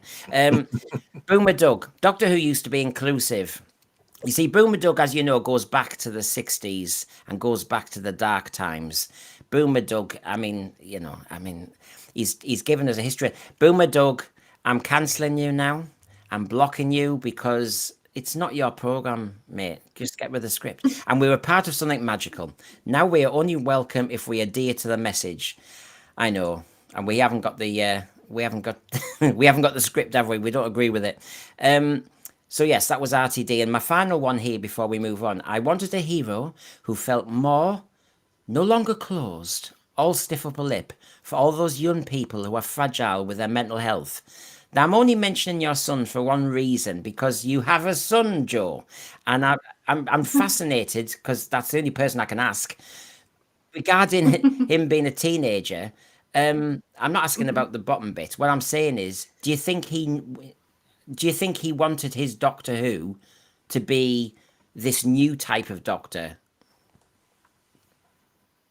No, he didn't. He gave up. He actually started tailing off near the end of Capaldi. He sensed a change. Something just turned him off nearer the end of Capaldi's run. And they could see something changing, and he was not at all interested in the Doctor being a female. I'm not sure why. I think some boys just want to see their male heroes. I didn't detect the change that he did in Capaldi's Doctor. And I'd have to ask him about what it was that put him off, because he was absolutely die hard. I mean, he's still got it on 24/7, but he'll only watch it up to a certain there part. certainly was a change in Capaldi's last season. I felt that because in one of the episodes I was watching, I thought, what am I watching here? This isn't Doctor Who, and I nearly did switch it off. It was because the connection was lost between me and the show. And I thought, what the hell has this program now become? It's something dark and not Doctor Who anymore, you know. Yeah. But there were some very good episodes that Capaldi was in, but his performance was not consistent. I felt it was a bit high and low in certain episodes. Yeah, when he was wearing the hoodie and trying to do the electric guitar and that, I started to have problems. And the weird sunglasses. And on the I just thought, where are we going with this? Garbage, who's moderating for us, and thank you very much. And obviously he does some of the Who Pet stuff. I would have Stephen Moffat as showrunner, but only if the messaging stops. Now, this is the type of thing I like in a pub when you actually... I would give Garbage an argument about that, because he's had his go. The reason I'd kick back on that a bit is I think I know where Garbage is coming from, as in, you know, he has written some clever scripts, from Blink to The Silence in the Library to the World War II one and all the rest of it. But I think he also does those Christmas ones, which are so fantastical and magical and twee. I can't, you know, the wardrobe one, even the one with the flying sharks and the Christmas Carol skit. I can't stand them. What about that Dr. Mysterio? You know, really? So I know where you're coming from, Garbage, regarding some of his strongest stories and the Weeping Angels and stuff like that. But then to balance Weeping Angels, you've got stuff like the Christmas episodes and marriage, Doctor marrying and wives and upskirting women. He did upskirt. Matt Smith's Doctor did upskirt a Tudor woman. You know, really, Stephen Moffat, go and do more coupling. He was good at that. I just think they're all adult. So as we move on to talking about Unleashed, the politics is there. This is I was wondering what Shooty and Verada Seetha are up to nowadays. Looks as though they're on a picket line, but obviously it's all to do with Palestine, Gaza, Israel, and all that stuff. Yes, I know. Wasn't there a day when John Nathan Turner, Verity Lambert, Philip Hinchcliffe, Barry Letts would have really, really made sure that their actors who played the Doctor or whatever were very, very careful about where they've ventured? The world has changed regarding actors really seem to think they can just say what they want. Now, fine, free speech and all that, but you can't have free speech and be Doctor Who, I would say, is still the argument. It's really, back then, of course, they really did have to be very careful. certainly because obviously, particularly if you were working for BBC. But I mean, the actors then had the common sense to realise not to be political and not to take sides, because basically you alienate part of your audience. But today's actors, or some of today's actors, they just seem to just campaign, don't they? Well, see, John Pertwee, right? When John Pertwee was the Doctor, you had the Vietnam War. The Vietnam War was going on. You had various things going on. Patrick Troughton, Vietnam War was going on. William Hartnell, well, of course, we had Kennedy who was shot. Then we obviously, had the build up to what the Vietnam going on there. I'm mentioning Vietnam a few times there, but you can see there's certain things going on. The civil rights movement in America. There's certain things that could have been mentioned by our top actors if they wanted to, but it was a different world and they were more controlled. And there was certainly no chance that they would want to wobble their prime product. Sorry, I mean, there were lots of strikes going on in the 1970s, but you wouldn't have got an actor say, these bloody unions and blah, blah, blah, because obviously, that would only escalate a situation and they wouldn't have been appreciated for saying it. Because, I mean, even at the BBC, which was heavily unionated back then in the 1970s, because they even had a big strike over the play school clock. I mean, who was supposed to be designated to move it, Yeah. I mean, I would have to be very careful. I would have understood if they had an argument about the Trumpton clock, but anyway, garbage. Obviously, because I mentioned garbage, and obviously I'm always fair. Moffat was being told what to do. Moffat apologised about the Matt Smith-Amy romance. He said he would change that if he had a second chance. Okay, fair enough. I can see where you're coming from. Right, so that was that. And then, of course, I did promise you the dance classes. There you go. So, Shooty Gatwa. I mean, honestly, he thinks it's interesting because he's actually posting it. They have very kindly agreed to train me for a year for a project I'm doing next year, and so expect me to be shouting about how amazing they are for a while. So, right, so he's doing some training. There you go. And there is doing more training, dancing to the music of My Little Pony. There you go. So innocent. If only Doctor Who had been this innocent. This sums it up, right? Shooty has never been the Doctor. Tom Baker, if you saw him in the street as a kid, there is Doctor Who walking along the street, yeah? You're not associating that man with anything else. That is the Doctor. Arguably, Tennant was like that at one point. Most of the Doctors get to that. Shooty, with his association, played himself, as far as I'm concerned. Shooty was being Shooty, not the Doctor. It's all been about Shooty. We know his preferences sexually. We know his political preferences. And now, if I was going to hire someone to play the Doctor, when they're in contract, you are the Doctor. And I remember RTD had to scold him. Was he not swearing whilst dressed as the Doctor and your children or something? That man has never taken this role into the absolute privilege it is to be Doctor Who. Maybe not now, maybe it's tarnished, but that role is the role of a lifetime. It is an absolute privilege to be a hero to children, especially.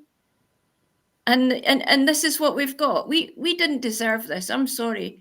No, and it's all about just promoting themselves, isn't it? This is where the world's gone. Paul Rose, social media's put me off lots of people I used to be a fan of. Yeah, very true. The entertainment industry really needs to give them media training again like they used to. They all have agents. They all have a list probably of which virtues they want to kind of, get on the bandwagon with. Duncan the Funky Evans, My Little Pony. Is this real? Yes, this is only a screenshot.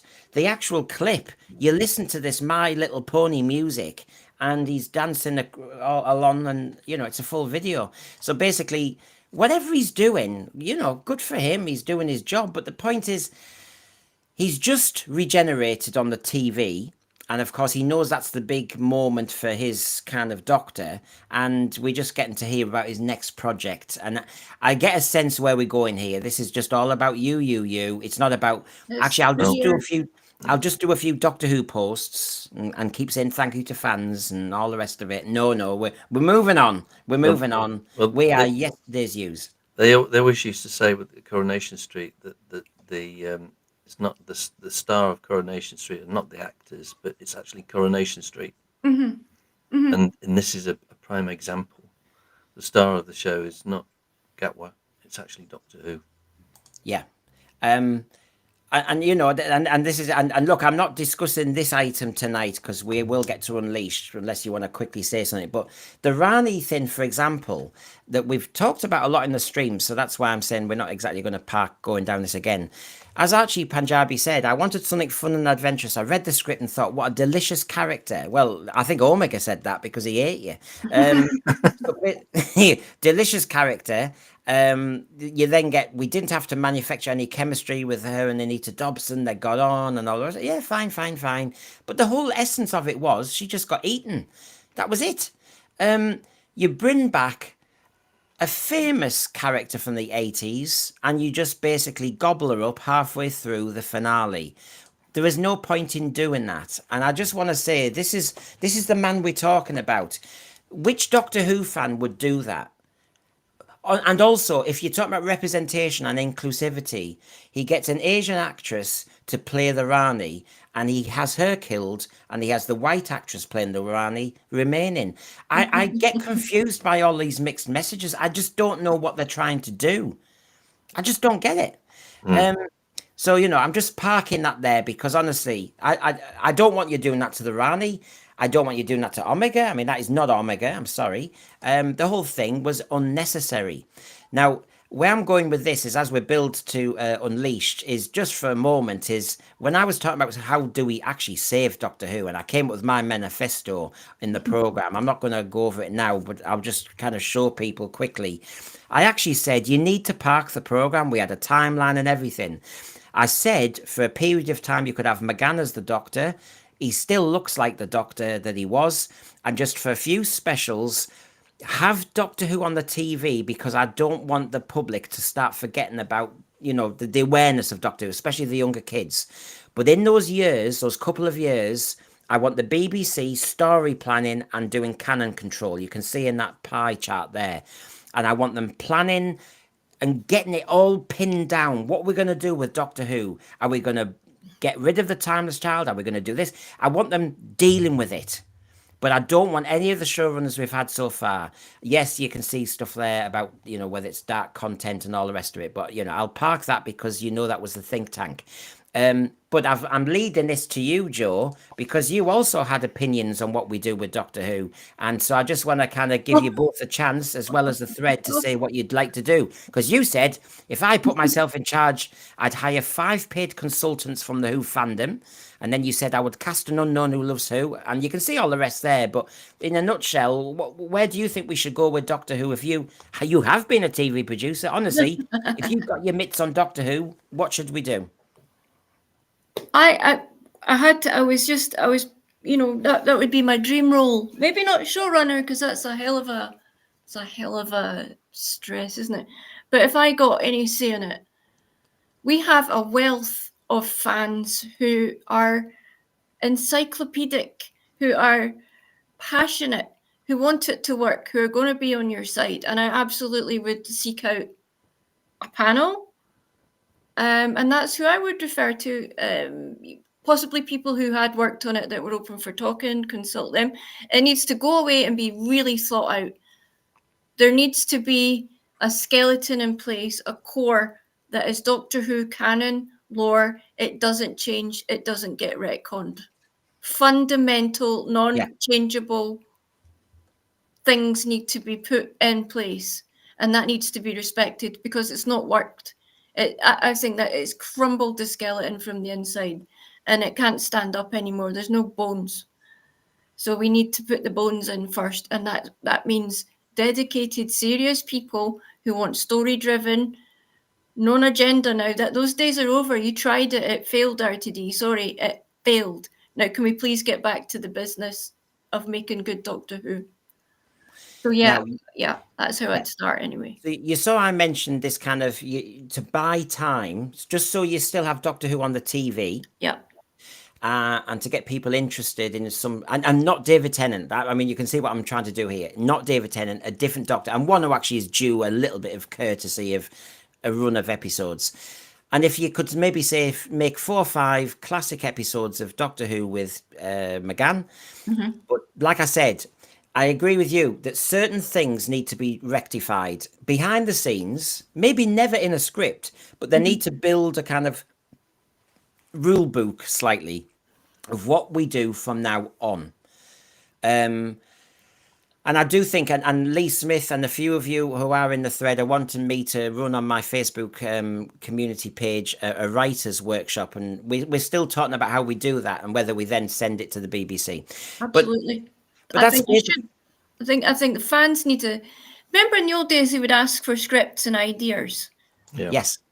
The fans are a wealth of, open the door, say, guys, listen, we want to hear what you've all got to say. Get them sent in. And you're going to get thousands of people sending in, and it would be marvelous to see what's out there. We might not just commission someone because of their, we had a whole, sorry to go off on a rant, you see what I get like with Doctor Who. No, that's fine. I'm not going to hire a writer because of his sexuality and his political views. What the hell has that got to do with Doctor Who? Yeah. Really? No, go to the fans, go to existing science fiction writers, open the doors and say, right, guys, what are we going to do? And you're going to get a phenomenal response. Now, Love says here, Joe Chapman hired Daniel Radcliffe as a new Doctor, but in your text, you actually said go for an unknown, didn't you? Yeah, I wouldn't hire Daniel Radcliffe. No, I've never said that. Now, give us your explanation or justification why you'd go for an unknown, because obviously some people say this is but somebody would say this is a massive brand. Why would you go for an unknown when you could? Because Chris Eckleston wasn't unknown, was he? I mean, he actually did sell the brand really well by being very Mancunian and stuff. But he wasn't sort of massively well known, though, was he? I knew him most from Our Friends in the North. I really liked him in that and various things. But yeah, I do. I'm not sorry to interrupt you, Brendan. I would go for an unknown purely so people get that absolute thrill of associating a person as being the Doctor. So for the next few years of that guy's life, and I'm going to say guy, he's the Doctor. If kids run up to him, he's the Doctor, and that's where you go. You get that absolute thrill of seeing your hero. That's why I would go for an unknown. That's why there's no other association involved. And we are all aware that I know where you're coming from. Matt Smith I'd never heard of, and look what Matt Smith did. He was the Doctor, and he made it really interesting. However, I'm also aware Peter Davison was on loads of TV shows and then went on to Doctor Who. And I remember as a teenager going, but he's also in that. He's Tristan, and he's this, and he's that, and he's in Sink or Swim, and there was an element to me that, although I loved him as a Doctor actually, but I had that little resistance because I wanted him to be just the Doctor. I didn't want him to be the Doctor, but I also know he's in that other show because that breaks the fourth wall to me. It busted up, Jeremy. Televised feedback here is saying to make a good show, it's fine to just make a season with no iconic monsters and nothing on the overarching plot of Time Lords and whatnot. Just a season of independent fun serials. That'd get you back, Jeremy. I would like a good character actor to play the role. Someone who's played many different characters. And I know it's controversial, and I know a lot of people don't agree with me, but I think Michael Sheen would be ideal. But the thing is, I mean, Russell T Davies said, "No, we can't afford him." No, he wouldn't do it. I thought, no, you could have afforded him. You had Disney money, but he chose someone who I think he liked personally, rather than actually thinking about the bigger scale of things, which is actually getting an actor that has a good portfolio of a variety of work that not only British audiences have seen, but also American audiences have seen. I don't think they were looking for a good portfolio, because when I read The Writer's Tale, there were chapters about Charlie Hunnam's arse and Cyberman's arse. So maybe, and I fancy Russell Tovey, and I don't know if maybe there might be something else, maybe, that's in your portfolio that helps. I mean, the only way that you would know of getting an unknown actor, that's a good unknown actor, and there are probably a few of them around, is that you'd have to go to theatres Stage, and be in the audience and think he might be good to play the role. Well, as Anthony Parkinson says, Toby Stephens, James McAvoy are the two names who seem to get most mentions as having been paid off. That there's rumours and there's rumours and there's rumours. I tell you what, if any of those are true, though, the point is they'll never come back now, will they? They've been really, if that's true in any shape or form, it would be horrific that they had a doctor before shooting. So we are coming to the item. Apparently, people were showing photographs of them advertising Doctor Who still on buses, and I'm thinking, really? I don't know. I think it's an alternative universe because it's not one I live in. But there were no posters and things around my way. No, none here. Well, there's no posters and there's no people talking about it. I mean, it's just died. So anyway, 20 years of New Who. And they're the Peanut Butter people, and of course Stephen Powell. Stephen Powell. Yeah, he really. And of course that was it. It was like an obituary to all the doctors. There you go. There's their place names, and and there's Ncuti Gatwa 2023 to 2025. I mean, think about it. He was in the giggle for a second in his undies. That was it. Otherwise, it's really 2020. Oh God, they love to do this now. How long they actually lasted. Now. First thing is, let's get this out of the way. We mentioned it a bit earlier, but let's kind of do this formally now. Chris Eckleston was given 35 seconds of mention directly, and this is the bit. RTD said the most amazing moment in the show was when Chris Eckleston got in touch with me to volunteer to be considered to be the Doctor. He's a proper actor. So let's just look at this. He says, proper. He literally elevated the status of the show, so I think that's another credit to him there, and that's important amongst agents and actors. People suddenly sat up and thought, oh my God, that's a proper show. They're really making this. It's not a pastiche. It's not just for kids. We've got one of Britain's greatest actors as your lead actor. And then Billy, later on he says, Billy combined with Chris was one of the best acting combinations. So really, are there three little bits of praise there for Chris Eccleston? But I have to say, if I really wanted to do this, the amount of credits and positives he gave to Billy Piper were a lot more. And as I said earlier, so I won't do a repeat, but I thought this was, I have to say, I think this was grossly unfair. And I have to say, is RTD so powerful that the documentary can't actually do its own voice? Can't actually say, hold on, no, we want to show Chris Eccleston. And, the fact that they could get people on a Zoom kind of chat, like Yasmin Finney in some kind of horrible little room, talking about their time on Doctor Who. Surely you could find Chris Eccleston to give his, to give his stamp on his era. But I don't know if they asked him or not. But I bet you, Joe, I bet you they didn't even bother asking. I don't know the production team that made this show, but I think you might be right, and that's why this show is never going to. Actually, it didn't even sort of bring up any of the sideline doctors like the War Doctor or Jo Martin. Yeah. Why do I always forget her name? Everyone forgets her name.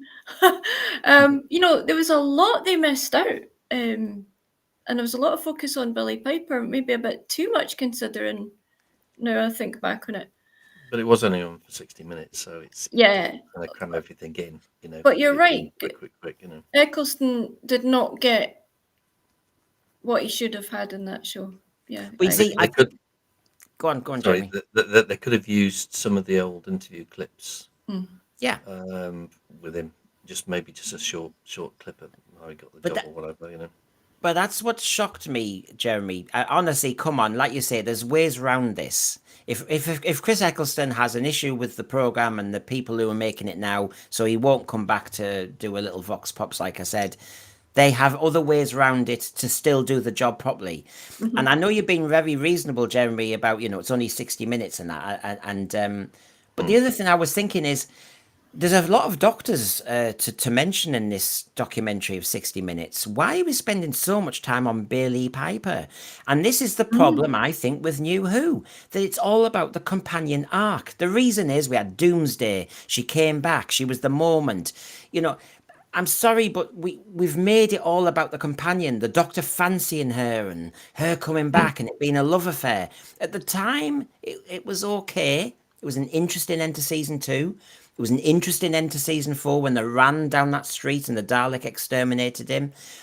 But really, when you look at it, he was writing a love story, and therefore Billy Piper's status has been so elevated, and each doctor is diminished. You know, you have a good man goes to war. Capaldi was diminished. Very, very much. They had, I mean, the obviously at the end of the show, they had Billy Piper. The Doctor regenerated into Billy Piper, so that's the last image that you'll get from the show at the moment. And so in the same way they did it with this documentary.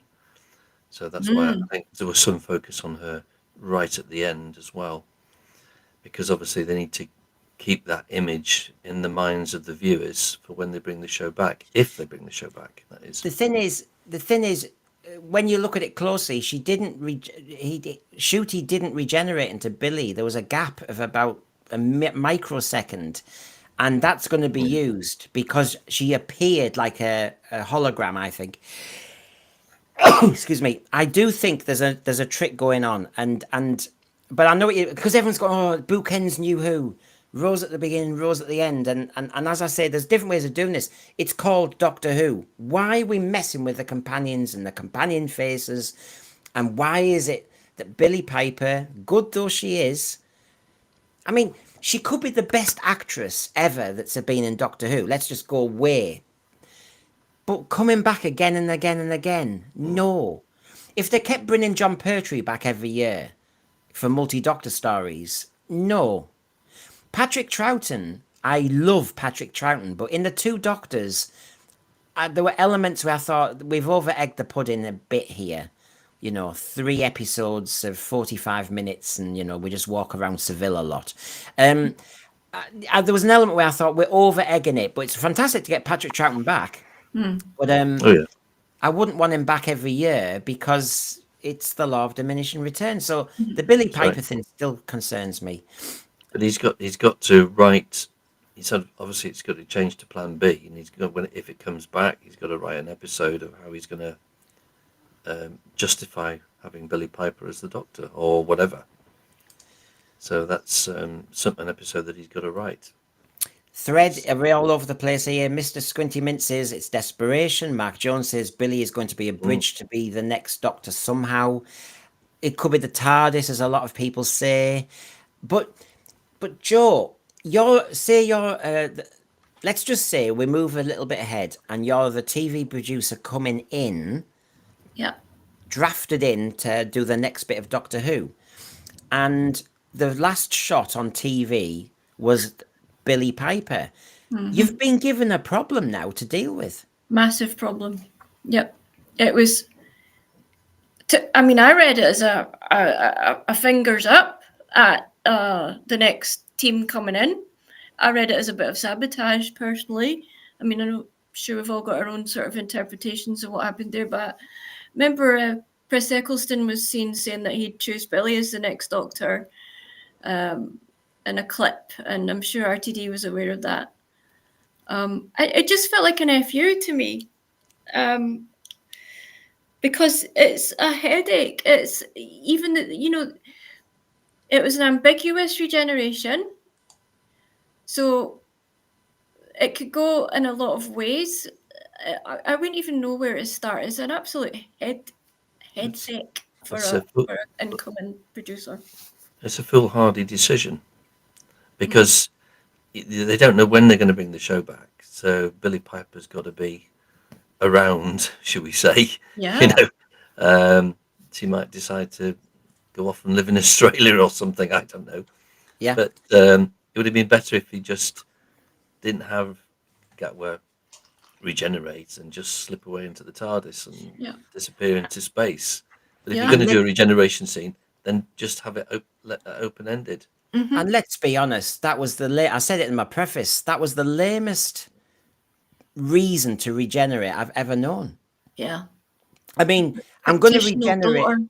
It was just naff as hell. I mean, I just thought if you looked at the finale, looked at season 2, looked at the whole era of RTD2, looked at the specials, you just start to think you are not pulling this together.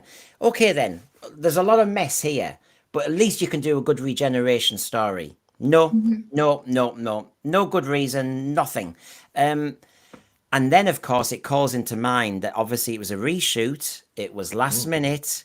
Something's changed. As you said a while back now, Joe, he mentioned on Graham Norton, series 3, we're about to film. Suddenly a hook goes round his neck and suddenly he's leaving. And you start to think, right, what has gone on here? Have there been executives saying to RTD? You see, the rumour is that RTD and Disney were basically arguing the toss about Shooty. And RTD obviously has put all his eggs in one basket, and if the rumour is there was another actor in place, well, he really has put them all in one basket, and he cannot budge. But Disney are not budging either, and the BBC are going, we'd like their money, and we'd like Disney to do series 3, but RTD won't, budge, because he doesn't listen to anybody. Well, we do have a problem here, don't we? That basically, in the end, has Shooty. I don't know. I've got 2 theories. One is that RTD was really given the cold shoulder by the BBC, and they said, you are for the chop unless you get rid of him. Now, you're going to have to make a decision. A bit like the J&T Colin Baker moment when suddenly Colin Baker phones Colin Baker and says, good news and bad news. The series is carrying on, but without you.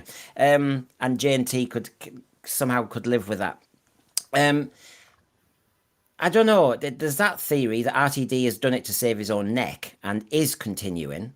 The other version is Shooty Gatwa just thinks, look, if there's no season 3 pinned down, I've got a life and I've got a career, and my agents are telling me to get to Hollywood, and I'm sorry, I'm not waiting for you lot. Yeah. That's what I heard. But you know what, RTD, you're not bigger than the BBC, and you might well find that out the hard way. Oh, I mean, and look at this, Mark Milford. Thank you very much. 5 years will make Doctor Who from AI from home. RTD's already got ideas. Remember at the San Diego Comic-Con when he talked about AI doctors and stuff like that, and everyone went, what are you talking about? Garbage. Shooty wanted a proper regeneration scene. He did it for no reason in the story. He wasn't actually saving anybody, but he blew up half the universe and he got to do a stupid speech. And you just thought, this is madness. Actually, it was the best regeneration summing up the Doctor, who's a virtue signalling Doctor. It was classic. A load of blather over nout.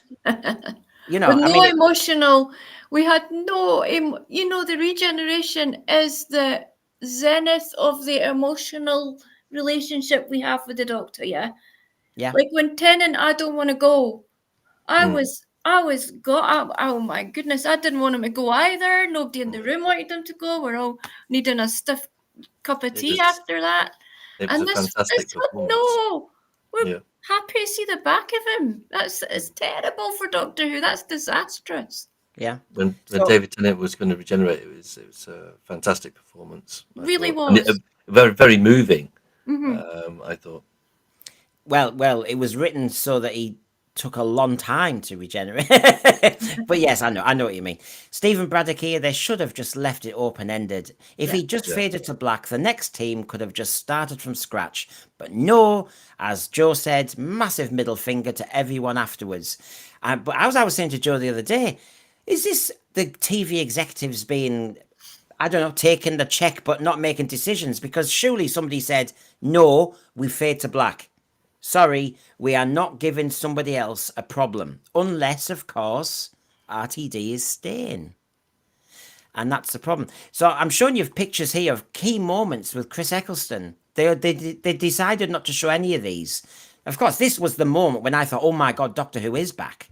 That moment when he said, I can feel the speed of the planet. No, none of it. the doctor who said, that there's the North, that famous line. I don't know. Let's have a North. That's it. And of course, this was a good interplay with them. I think it was at the end of the world's end. And she said in the end, after seeing all these aliens and the end of the world, she wants chips. And there was just something going on. And he mentioned about, being the last of the Time Lords. This had a great kind of mystery. It had a great chemistry between the two of them.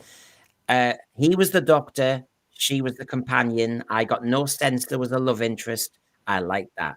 With David Tennant, it ramped up on the love. Flirty. Yeah. And that was the problem. To me.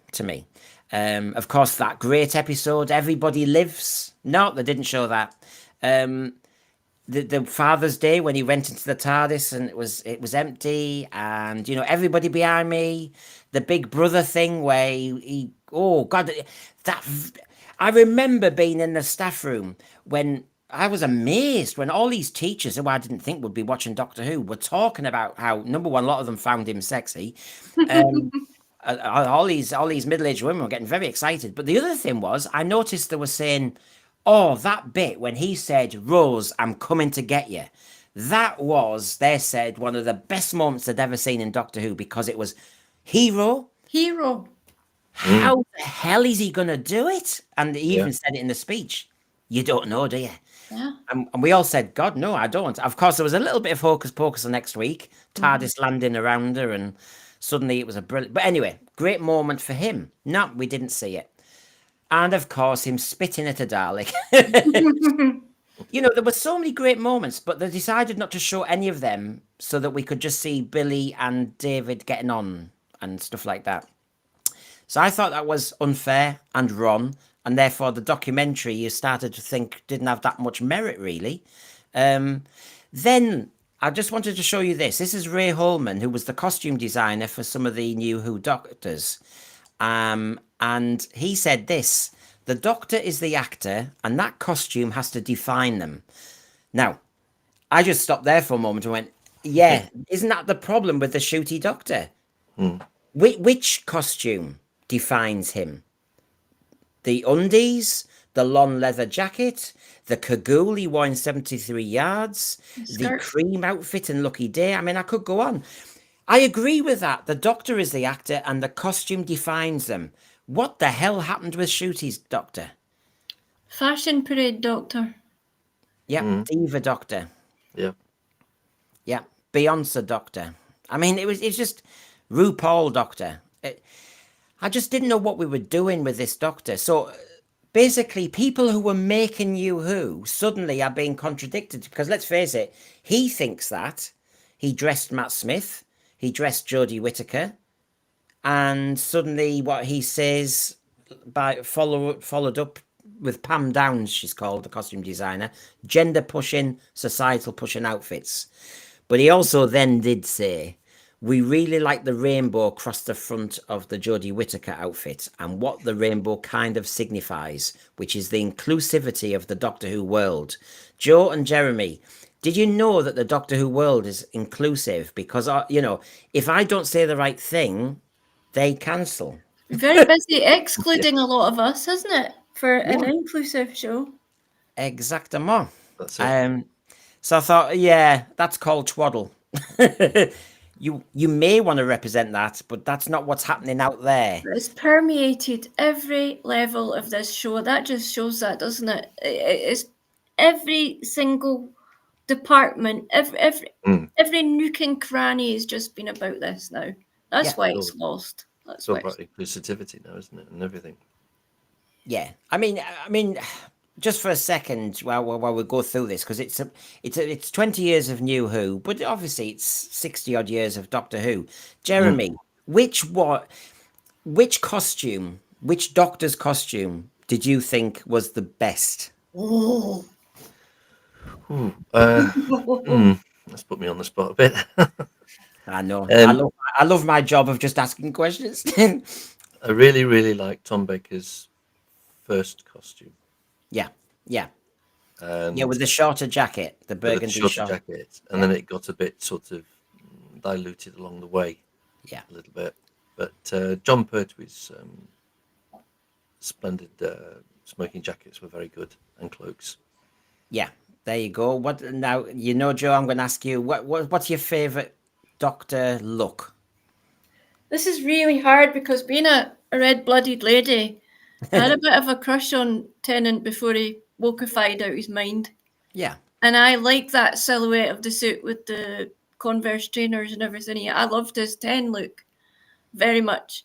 Yeah. But do you know what? I'm going to go with Pertwee because he's just the mad old wizard in a box there to me, and his finery. And that is a fashion doctor. Sure, he's not got a patch on him, is he? Not a patch. No. That fine dandy man. He's great.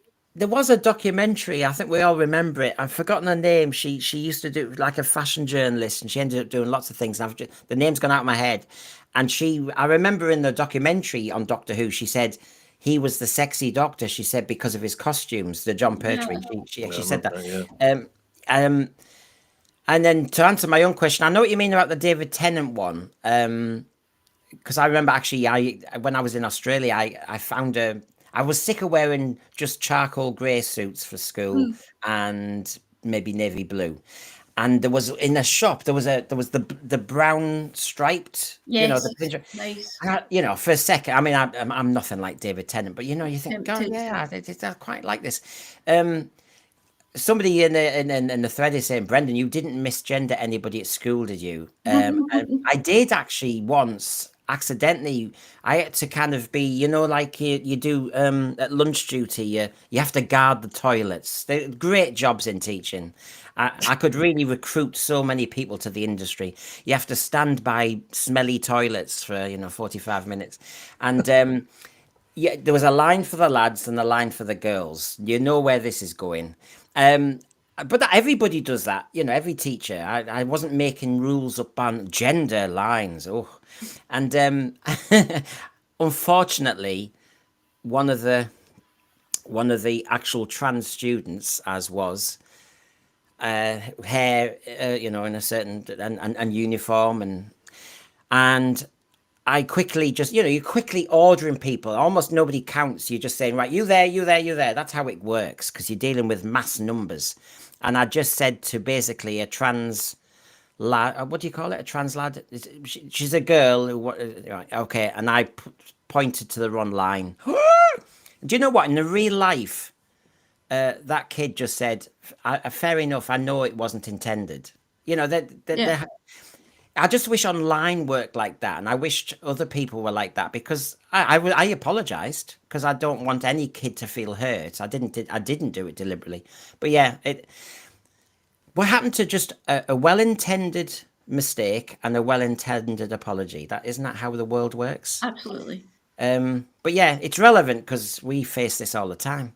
So there's the costume that has that amazing rainbow and he mentioned in Unleashed that the rainbow then went onto the scarf and the rainbow. Oh, right, okay, brilliant. I knew it was that bloody rainbow. I knew what was going on here. And of course, that's Shooty finishing off with that dress skirt. I don't know what you call it. I'm not into women's fashion. So yeah, crazy. But of course, in Unleashed, the core of it was Billy and all the rest of it. And of course, when he stopped talking about Chris Eckleston after 2 seconds, RTD said there was a lot of reaction to the casting of Billy Piper, as though it was stunt casting. Some of the papers saying it was just stunt casting. And we knew how good she was. Fair dues, yes, you made a brilliant decision there. But some would argue that the stunt casting with Billy has just been done, actually. Mm-hmm. I mean, Jeremy, where do you stand on stunt casting? It has been done in Doctor Who before. I remember good old Ken Dodd. But yeah, I mean, Nicholas Parsons was the best one. Because I thought, oh, Nicholas Parsons, but he was quite fantastic in it. I thought very good. Ken Dodd was good in it, but obviously in the context of the story being camp like it was, but it did feel a little bit on the cheap side. Yeah, I mean, when you looked at that Doctor Who Unleashed and you looked at all the people in it, and Billy got a good fair play, so did David Tennant and all the rest of it. We said Chris Eckleston didn't, Capaldi didn't. Bill Potts kind of represented his era. Pearl Mackie, just for a second, did a little bit. Jodie Whittaker got a load of time. Yep, she did. What's going on here? What? You see, there was just no balance. And look, I take what you're saying, Jeremy, about it's only 60 minutes, but there was just no balance. It wasn't well planned out. That wasn't a well planned show. I mean, when you're sitting planning out a 60-minute show. Yeah, I think also that you've got to sort of allow what sort of time that these guests. There was a lot of mucking about at the end, though. There was because they'd mentioned, we didn't know that Billy was going to appear, and they came in with all that. But I still feel they missed an awful lot out. Like I said, the other doctors and whatnot. That I don't think that was a well thought, planned out show. And as a show, objectively, I don't think it did well at all. Yeah, it was a bit of it was very sanitized, and it was a bit of what I would call lightweight froth. Yeah. Yeah, I think a lot of people, having watched it, are saying, why did I watch that? Because it didn't have the warmth that some documentaries on Doctor Who have. You get to the heart of what Doctor Who was. This seemed to be kind of led by who was available, partly, who was maybe allowed editorially to be shown, because we can't risk certain messages. Putting Jodie up and her being available, perfect, because that sells the message we want. Yasmin Finney was on a lot. Again, one of the companions. Pearl Mackie was on for, it felt like to me, a fleeting second to cover the Capaldi era. I mean, basically, she tells us a story that there was stood in a TARDIS prop cold. There you go. That's the story of Capaldi's era. But, Yasmin told us how everybody got on, and they all had an ice cream, and they all bought a house, and they all did this, and went on and on and on. Yeah. Yeah. And you think, gosh, there's just no balance at all. So again, Joe, please tell me how I can sign up to be a director or editor of one of these shows, because obviously you just basically don't use any editorial policy. What you do is just see who's on the phone. I don't know what's going on there. I mean, I couldn't get a foot in the BBC if I tried, because it was when I came back from where I'd been working abroad. It was who you know. It wasn't what you knew. Sometimes, not even what was on your show reel. It was who you knew, and you got, the door open, which is why it's so cliquey. I don't know what to say about it. I mean, the quality, objectively, the quality is really bad, actually. Now I've got time to sort of think on it, because the main doctor should have actually had kind of equal time to go over an outline, and there could have been a much better outline of the times the doctors had and the companions, and mention the other, the side doctors, like I said before, and you could have got all that in an hour easily. And I would have pulled clips from the doctors that didn't show up specifically for that clue. I would have shown Matt and Peter saying something. Yeah. And yeah, shocking, as televised feedback says, that Bill Potts never got a chance to tell us about her gender and sexuality. I mean, gosh, I mean, there were key moments in Doctor Who that we missed, and that was one of them. So yes, we had about the stunt casting, and like I said, I referenced this moment. Are there any legs in this? Because Stephen Moffat's a wily, clever, sharp observer, actually, and when he said that, we seem to be getting actors only coming every 3 years, is that, number one, Joe, partly why you want an unknown, somebody who might hang around, who's not going to see Hollywood in their eyes too quickly? Yeah. Or is it because the show is so fundamentally different? You see, I'm trying to balance two things here. Classic Who, they were up to doing 44 episodes a year. Yeah. Yes, there were little holiday bits, but they were doing a lot of telly. It was a conveyor belt. Maybe less stunts. Yeah, no, you're not flying off buildings and on a hoist and that, but it's hours and it's shifts and it's script learning. And then you talk about the actors now, and it seems to me we can only do 8 episodes a year, and one of them might be Dr. Light. And he talks about them being exhausted, and I don't get it. There's no need for it, but I think Hollywood comes knocking a lot more rapidly than it used to. Hollywood didn't really come for Tom Baker, and now it sort of seems to be part of the journey that Hollywood will knock. I think Matt Smith might have stayed longer, but he went off for Terminator. I've got a feeling he may have stayed a bit longer, but he got picked up, for example. I think Capaldi just got worn out more than Hollywood knocking in his case. Matt Smith, we could have got more out of him. The trouble was Stephen Moffat was doing Sherlock, and we had that snag, didn't we? Which we all know about. That there was it series 7 got split into 2, and there's something going on there. But I would have liked one more season with Matt, to be honest. Yeah. I mean, do you think this theory's got legs, Jeremy? It might have. As I said, today's actors, I think they're looking for the next job, eyeing up the next job. But I mean, like with Gatwas, he says that he's got a team who are looking for projects for him all the time. I mean, it's like, what? Yes. Yes. I mean, you just have an agent. I always thought, if you're an actor, you just have an agent, and then offers of work come in depending on the quality of the actor. I think this is a backhanded kind of compliment to Matt Smith, but in a way, Matt Smith has caused this problem because Matt Smith became so popular that America did come calling, and his time, he'd obviously decided to leave. Fair enough, that's great. And then he got into Marvel and all the rest of it. And I think what's happened is that every actor following Matt Smith has thought, if it can happen to Matt Smith, I want the same career path. And so suddenly it's changed. When Tom Baker left, he was in Hound of the Baskervilles for a drama, and then didn't get work for a little while. And then was in Medics, I think it was. It was hard yak. John Pertwee got Who Done It. Later on, had to make his own show, Wurzel Gummidge. I mean, he had to work hard. But now they can see Hollywood. Yeah. And I think that's the problem. So it's not Matt Smith's fault, but I can see that he was the pioneer of that. I think Tennant give it a shot. I think he sort of, I heard stories of him when he went into Fright Night, that he'd actually potentially moved over there to sort of pursue a Hollywood career. This is just on a little gossip vine, but his personal life got in the way. But yeah. So yeah, there's that argument offered, and as he said, he doesn't want to be mean to them because he's half joking all the time. Is Stephen Moffat, and of course we then heard really that David Tennant. We all suspected it, that when he was in Casanova, he got the job for Doctor Who, but I didn't know that it was this detail, that basically while he was on Casanova, that they were sharing jokes. He was showing them the Daleks.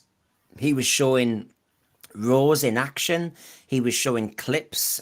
This is RTD, showing clips of what they were, getting up to in the takes from that series, and that was before he was even picked. And then, of course, they then offered it to him. So yeah, just didn't know that it was that intense. Because, gosh, there you go. He was getting an inside track to Doctor Who. We heard that Matt Smith was WhatsApped because it's 15 years. And Matt Smith said, you see, I wish I was on set again. Partly because of the family atmosphere, I guess. And I don't think he wants to be back. Televised feedback says, I liked Matt Smith's final season. Wasn't a fan of his first 2. Not sure another season would have helped. Moffat's writing was very shaky. I think we've said that, yeah, that was one of the problems. It's had good feedback from various people, though. I mean, I was just hunting around. Just watched the 20 Years of New Who Unleashed special on iPlaces. Paul Holgate, not as insufferable as I expected it. Clearly, Eckleston, Smith and Capaldi had more sense than to be involved. Surprised Karen Gillan is involved as her career went stratospheric.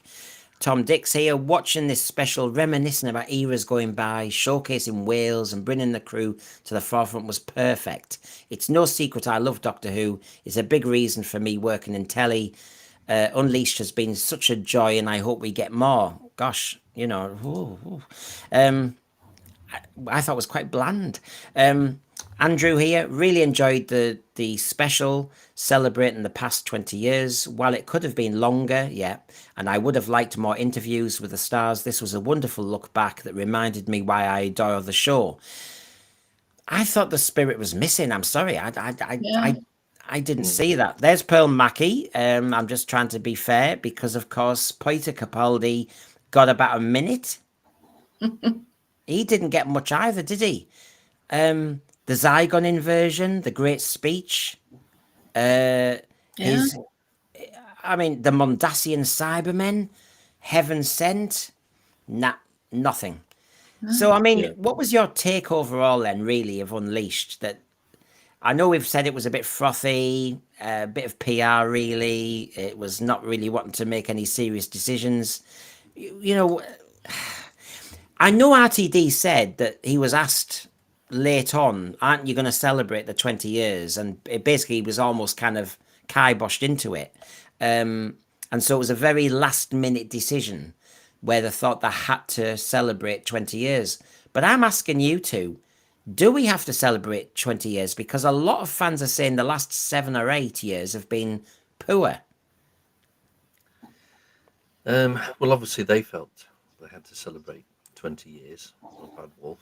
So it is partly that a kind of promotion, and the BBC will go along with that, promoting their involvement with Bad Wolf. I think it could have been 2 hours long, and if the documentary had been made, should have taken more time over it and released it later. If it had been made it 2007, or if they made a special documentary like that, they probably would have gone and done it for 2 hours. I reckon. Because it's popular. If it would have been popular back then, as it was, then they would have said, "Oh yeah, let's do a 2-hour documentary. Get as many things on as we can." Yeah, because to me, the essence of going back and harking back to 20 years of anything like this is, it's moments, it's scenes, it's some of the actors, it's certain lines, certain key moments. But we weren't doing that. We seemed led by, we've got them in a room, and we've got them on a phone call, so let's just kind of milk this as far as we can. Now, Evan Rogers here says, and thank you very much, did you see Nerdrotic's new video on Doctor Who? I haven't so far. Is there any snippet you want to share with us now? Because I just haven't yet, that's all. Is there some reason why? Little thing there. Tim Kins here. Karen Gillan did this out of love. She has a new movie in America this very weekend. She sent 12 different takes of her one audio line for Amy's lockdown cameo. Yeah, it's sad, isn't it, that this show, Billie Piper clearly loves it. And she knows it launched her acting career properly. I know she'd done Canterbury Tales, but it really did, didn't it? It's certainly Karen Gillan, Carrie Mulligan. I mean, God, there were so many. Love here, Brendan, Joe, and Jeremy. You like to see the actor Michael Praed playing the role of the Doctor? What now? And he's in his prime. Yeah. Yeah. And he was also in the Colbys. Didn't they get him in near the end when it all got a bit silly and he was a prince or something? He was a handsome dude, he was. He was a handsome... But I think I was guessing, Jeremy, where you were going with character actor is... We don't want actors who are good looking. I think one of the problems with the Ncuti Gatwa Doctor was plenty, but one of them was when you see even the doll of him, Peter Davison almost had this issue. They're so young that they struggled to illustrate him, so they did photographs because there was something wrong about the versions to do with them. I think Ncuti was too good looking in one respect that he wasn't interesting. An element of that. And I think, Jeremy, where you were going is you need a character actor who has a strange face, strange expressions. Well, yeah. But I mean, if you look at like William Hartnell, Patrick Troughton, and John Pertwee, but certainly all of those actors were character actors to a certain extent. So they would take on, different types of various characters, not just one particular standard type of character. And because they were so versatile, I mean, like with Patrick Troughton, he did a tremendous amount of stuff. Yeah. They sort of fitted in better, I think. Yeah, it was particularly Yeah, particularly when, I mean, if you look at the Highlanders, and Patrick Troughton gets into other different characters and disguises, and the same with John Pertwee to a certain extent, and of course with William Hartnell, and I think that's what you've got to have now is a good character actor who is popular to get the show back on track. So, Evan, I mean, thank you, Evan. The Nerdrotic video is good. It will voice a lot of frustrations and make you tear up at the end. Oh well, obviously Nerdrotic knows what he's doing, and I will check that out. But thanks for telling us, and thanks for being generous, and thanks for being supportive. I do fully appreciate that. Stephen Braddock, I'd like to see Jonathan Bailey play the Doctor. Well, I like Jonathan Bailey, but hello, why? Yeah, you know why. And he was good in what did they call it? Something Travelers, Fellow Travelers, or something. It was set in the 60s. It was a mini series. I don't know, but he's good looking. I don't know. I think we need somebody interesting, somebody different. Matt Smith is an interesting one because it depends what you think, but he's not conventionally good looking, is he? He's just very interesting. Got a charisma to him, because when I met him, he was their Doctor. My son is a rabid Matt Smith fan, and he's on every day, even now in our house. So we went along to see him, and I was actually quite taken aback at how conventionally handsome he is in person. He looks very different on screen. But he worked, didn't he? Really, yeah. When Stephen Moffat gave him the job, he said something about he's a very young lad. I think he was 26, and he said, but he's got an old face. And actually, when you see certain shots, he does have an old face, and obviously he worked it physically so well. But yeah, and there's other ways, and you're going, oh, he's a young lad. He clearly looks like a young lad, and it was interesting, but he had this charisma, doesn't he? He had charisma. Yeah, he really does. And he had energy, and he had imagination. And I think of all the energy he put into every movement he did as the Doctor. And then I look at Shooty doing this. Yeah. I mean, honestly, the level of effort. I mean, what Shooty's left, he says he's exhausted. I think Matt Smith would have been exhausted because everything he did. He'd obviously thought about where his finger goes, where he does this, where he does that. Unbelievably complex. Detailed. But I mean, Tom Baker played the role for 7 years, so it's 9 months a year filming. Yeah, and he wasn't exhausted doing it. And Jeremy, Tom Baker having to filter himself for 7 years. Yeah, you know what I mean. That's exhausting when we all have to shut our mouth for that amount of time because of the job. You know, I had to keep my mouth shut for 30 years. You know, you have to filter. However, these people nowadays, no filter. I have an opinion on the Middle East. I have an opinion on the LGBT. I have an opinion on black struggling and white superiority. Neck, go on and on and on. Well, if Tom Baker had any opinions, he would have been in the French house in Soho. Discussing it with Francis Bacon and everybody else, and the journalists wouldn't be having their notepads there to jot everything down. And I know you were down there. You were down in London recently, and you went to that club, didn't you? Yeah, nice pint. Well, it's half pint actually, because they don't serve pints in the French house. Different era. You do wonder, don't you? But one of those friends who follows us, and I've got to be careful how I say it. Hello, Moppy. I'll say that. It's all about star quality, charisma. Doesn't need to be handsome, but able to carry off with a crappy script and turn it into gold. Yeah, because let's be honest. Some of the classic Doctor Who scripts were a little bit. Well, I was watching the Underwater Menace, the animated version, just recently, and I thought it's a bit of a Lulu of a script, but there was a lot going on in it. You know what I mean? You weren't sort of thinking, "Oh, this is a boring story." There was a lot of interesting things going on in it. You had that very rich Patrick Troughton voice, and his face, and that would carry a script. Same with, well, I'm not going to list them all, but they were well picked, a lot of our Doctor Who classic actors, because they could carry a script. and put more into it. They would actually make a script come alive when actually it wasn't very good. I'm not. Mr. Puzzle here, Tom Baker was class. He'd be at the pub down in a beer. A kid would show up and immediately he'd switch a glass of water or orange juice. Exactly. Exactly. That was class. That was a man who took that role the way it should be taken and behaved. That's the Doctor.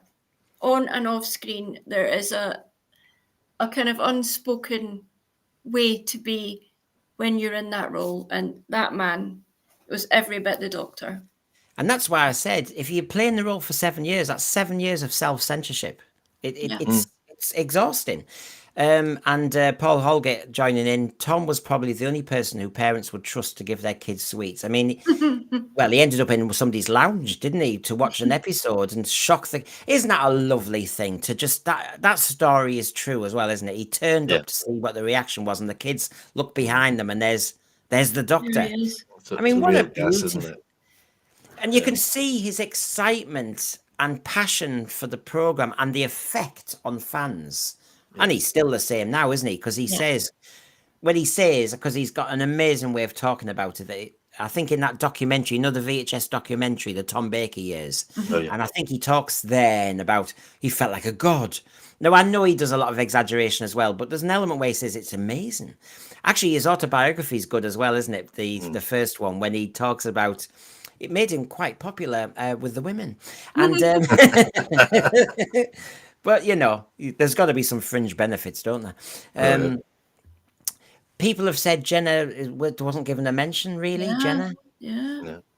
Very strange. But it's difficult, as I said.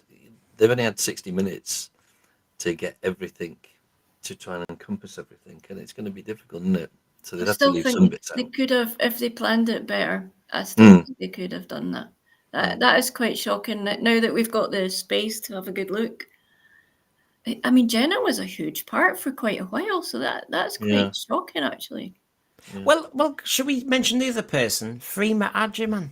Yeah. I mean, they're all obsessed with inclusivity. Was she our first black companion?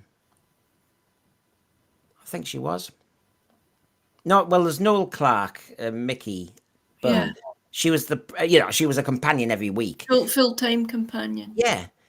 And she was also fantastic, and she is good looking, and she did go to Hollywood, didn't she? I mean, we don't mention her, honestly. But Billie Piper gets a lot of time. Is it something to do with the fact that they have to pay these artists and, a royalty or something? Do you know what? It makes me think endlessly about what the hell we had only a week ago. Right. Take Billie Piper's face, nothing against her, from that final shot of Doctor Who. Now, I'm not into this, but I'm just going to give you an alternative. Freema.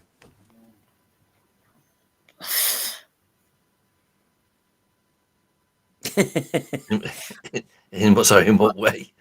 Well, the point is, I suppose it's got to be Billie Piper because it's Billie Piper, and it's because of the rose, and it's because of maybe the TARDIS. Yeah. It's like, or the moment.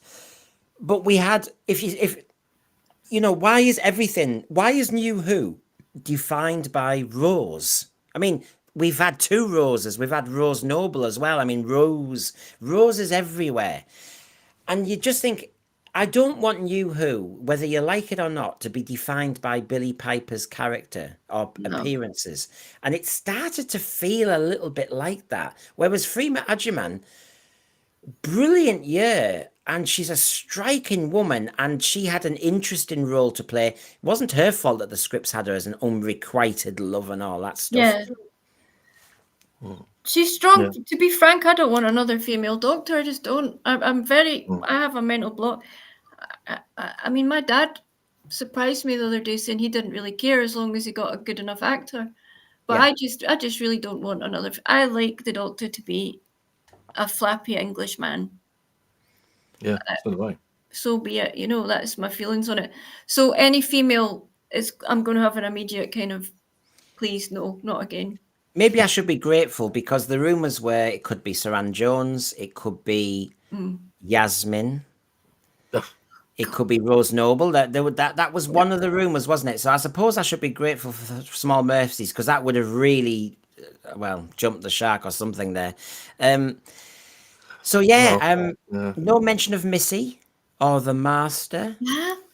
That is shocking now that we're seeing it, isn't it? That's shocking. Well, because Missy was a major moment in Doctor Who in the last 20 years. So was the Derek Jacobi and the Master reveal. The Mundacian Cybermen was probably one of the greatest moments, darkest moments. This scene, the one I've got on screen now, I think was one of the darkest moments in New Who. You saw a companion slowly dead. It was unbelievable. But brilliant at the same time. But, that was... Yeah.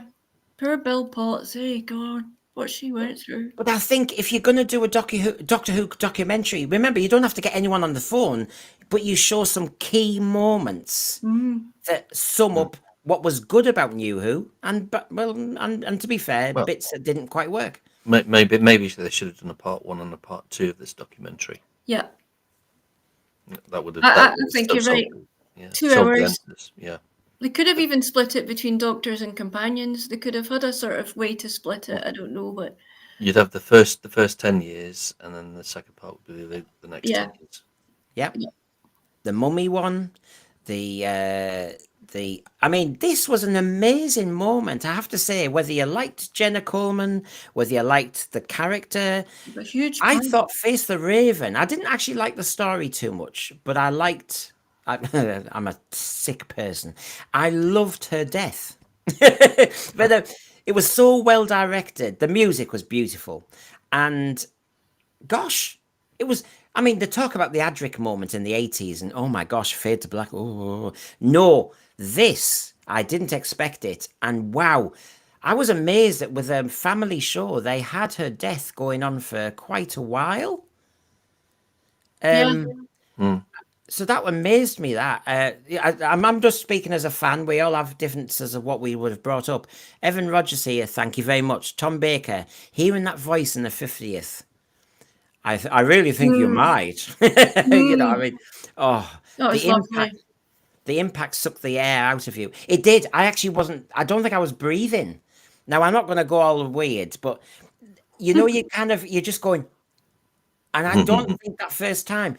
And it's beautiful because they managed in about 2 minutes to do all his facial reactions, and it was very special.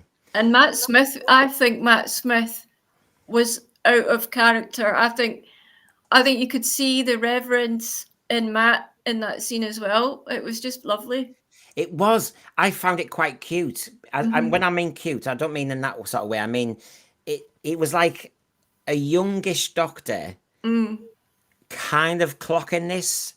And yes, I think it was an out of Doctor experience, as in I could see the fan worship as well. Yeah, it was lovely. And it was lovely. There was love. There was love in that performance. And you know that little bit when they do and I thought, God, they'll have rehearsed that. And there was a beautiful I know Tom Baker must be hard sometimes to work with. But there was that lovely interplay. And it was a very special moment. Now, we're being asked for £2 British. Thank you very much, Paul. Everyone on the panel. What is your worst Who episode? Now, I'll do it in parts just to help us out here. Your worst New Who episode, since we're talking about 20 years of New Who first. So I'll start it off. It may not be the worst one truly, but I'm thinking on my feet to give my panel time. I think Love and Monsters and Fear Her, for me, has to be up there. Fear Her bored me rigid. We were in a normal street suburbia. Number one, it wasn't visually interesting. I think the CGI of David Tennant running with the flame was a bit naff. The whole villain doing the cartoon thing was naff. And of course, we've got an issue recently about having to get rid of one of the newsreaders. Fear Her bored me rigid. Love and Monsters, you could argue, had an interesting concept about the fans who all meet and talk about the Doctor. We have the pavement issue, which sexually was disgraceful as a joke. And actually, I did. Okay, forget the sexual joke, but I think in Love and Monsters, with his girlfriend turning into a pavement, a slab that he's going to keep there. And what a horrible death that was in a way, or living death. I didn't really like that because it was treated so flippantly. You know, the Doctor will kick off with Conrad Clark because he does conspiracy theories. And I want to see you boil in loneliness. Meanwhile, the Doctor must have thought it was nice that this girl was turned into a pavement who pleasures a boyfriend sometimes. Really? Bizarre. That was bizarre. So there's two that I hated, to be honest. Jeremy, what you thinking for New Who? Well, they were not great episodes, but I think the obvious one to choose would be The Timeless Child. And I cannot tell you how much that really got me back up. I can tell you, literally, it was just drivel. Absolute drivel. You've burst my brain again. I have said those two. I'm not changing them because they are bad. But now you've said Timeless Children, I'm going to have to say Rogue. Well, I've not watched Rogue, so I can't really say. Well, Rogue was the moment when I'd only been streaming a while, and you know we're gallivanting through season 1. And Rogue was the moment that I felt as though I had to do loads of streams on the same day, and then the next day doing debates and everything. And that's when it all kicked off. So clearly there were an awful lot of fans who were feeling the same.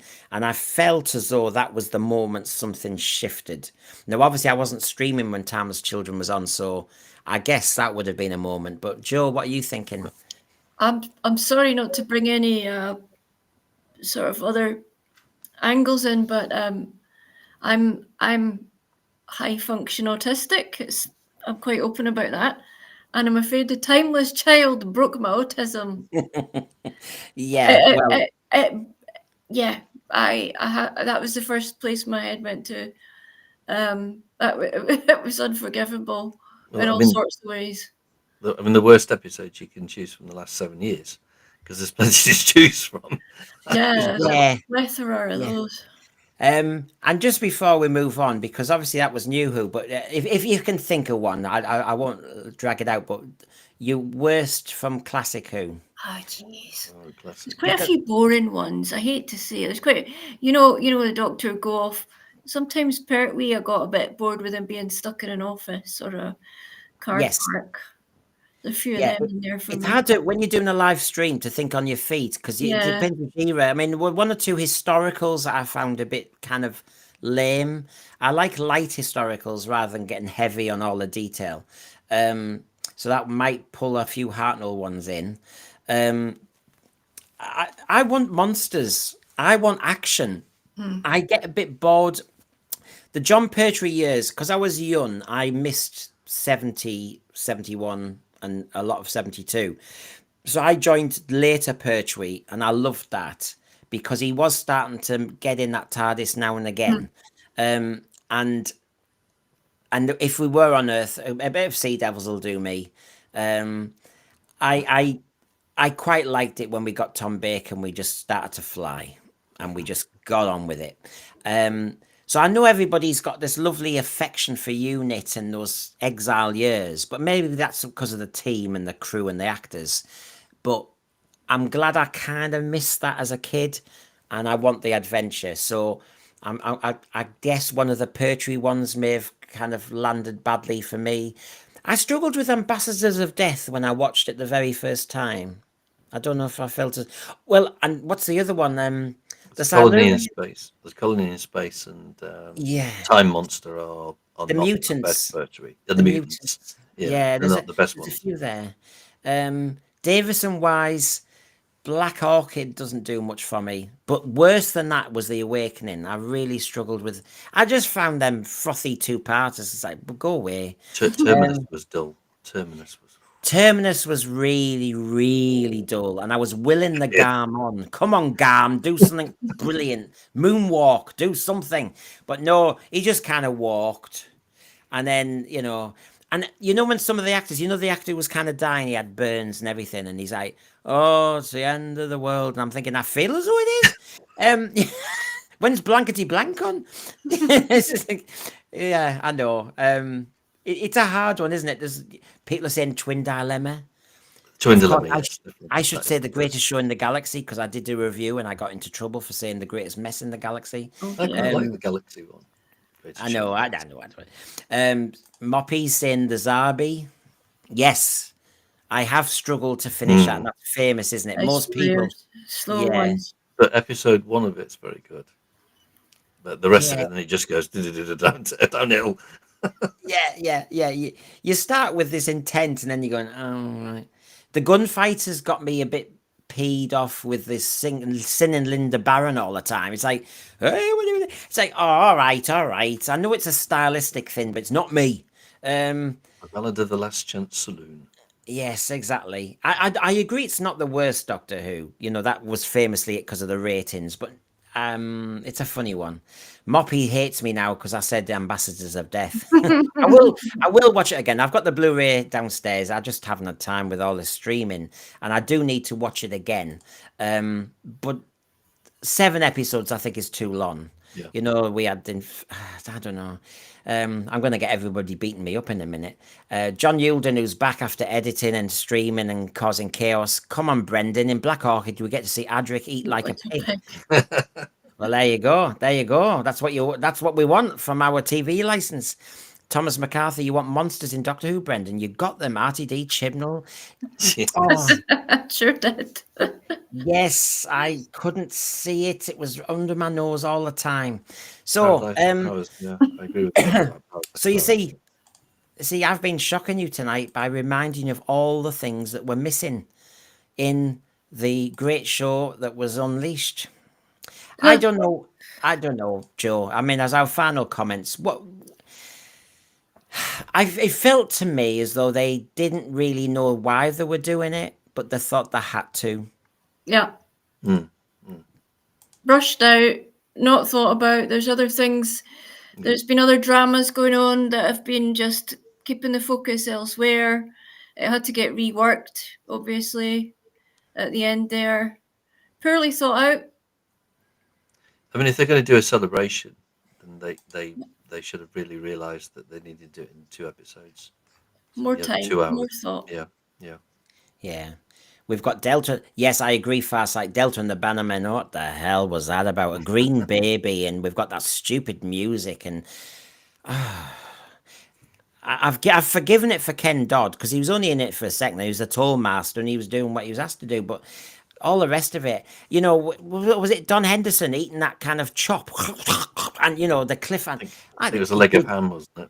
Yeah, it did nothing for me. All this, it really didn't.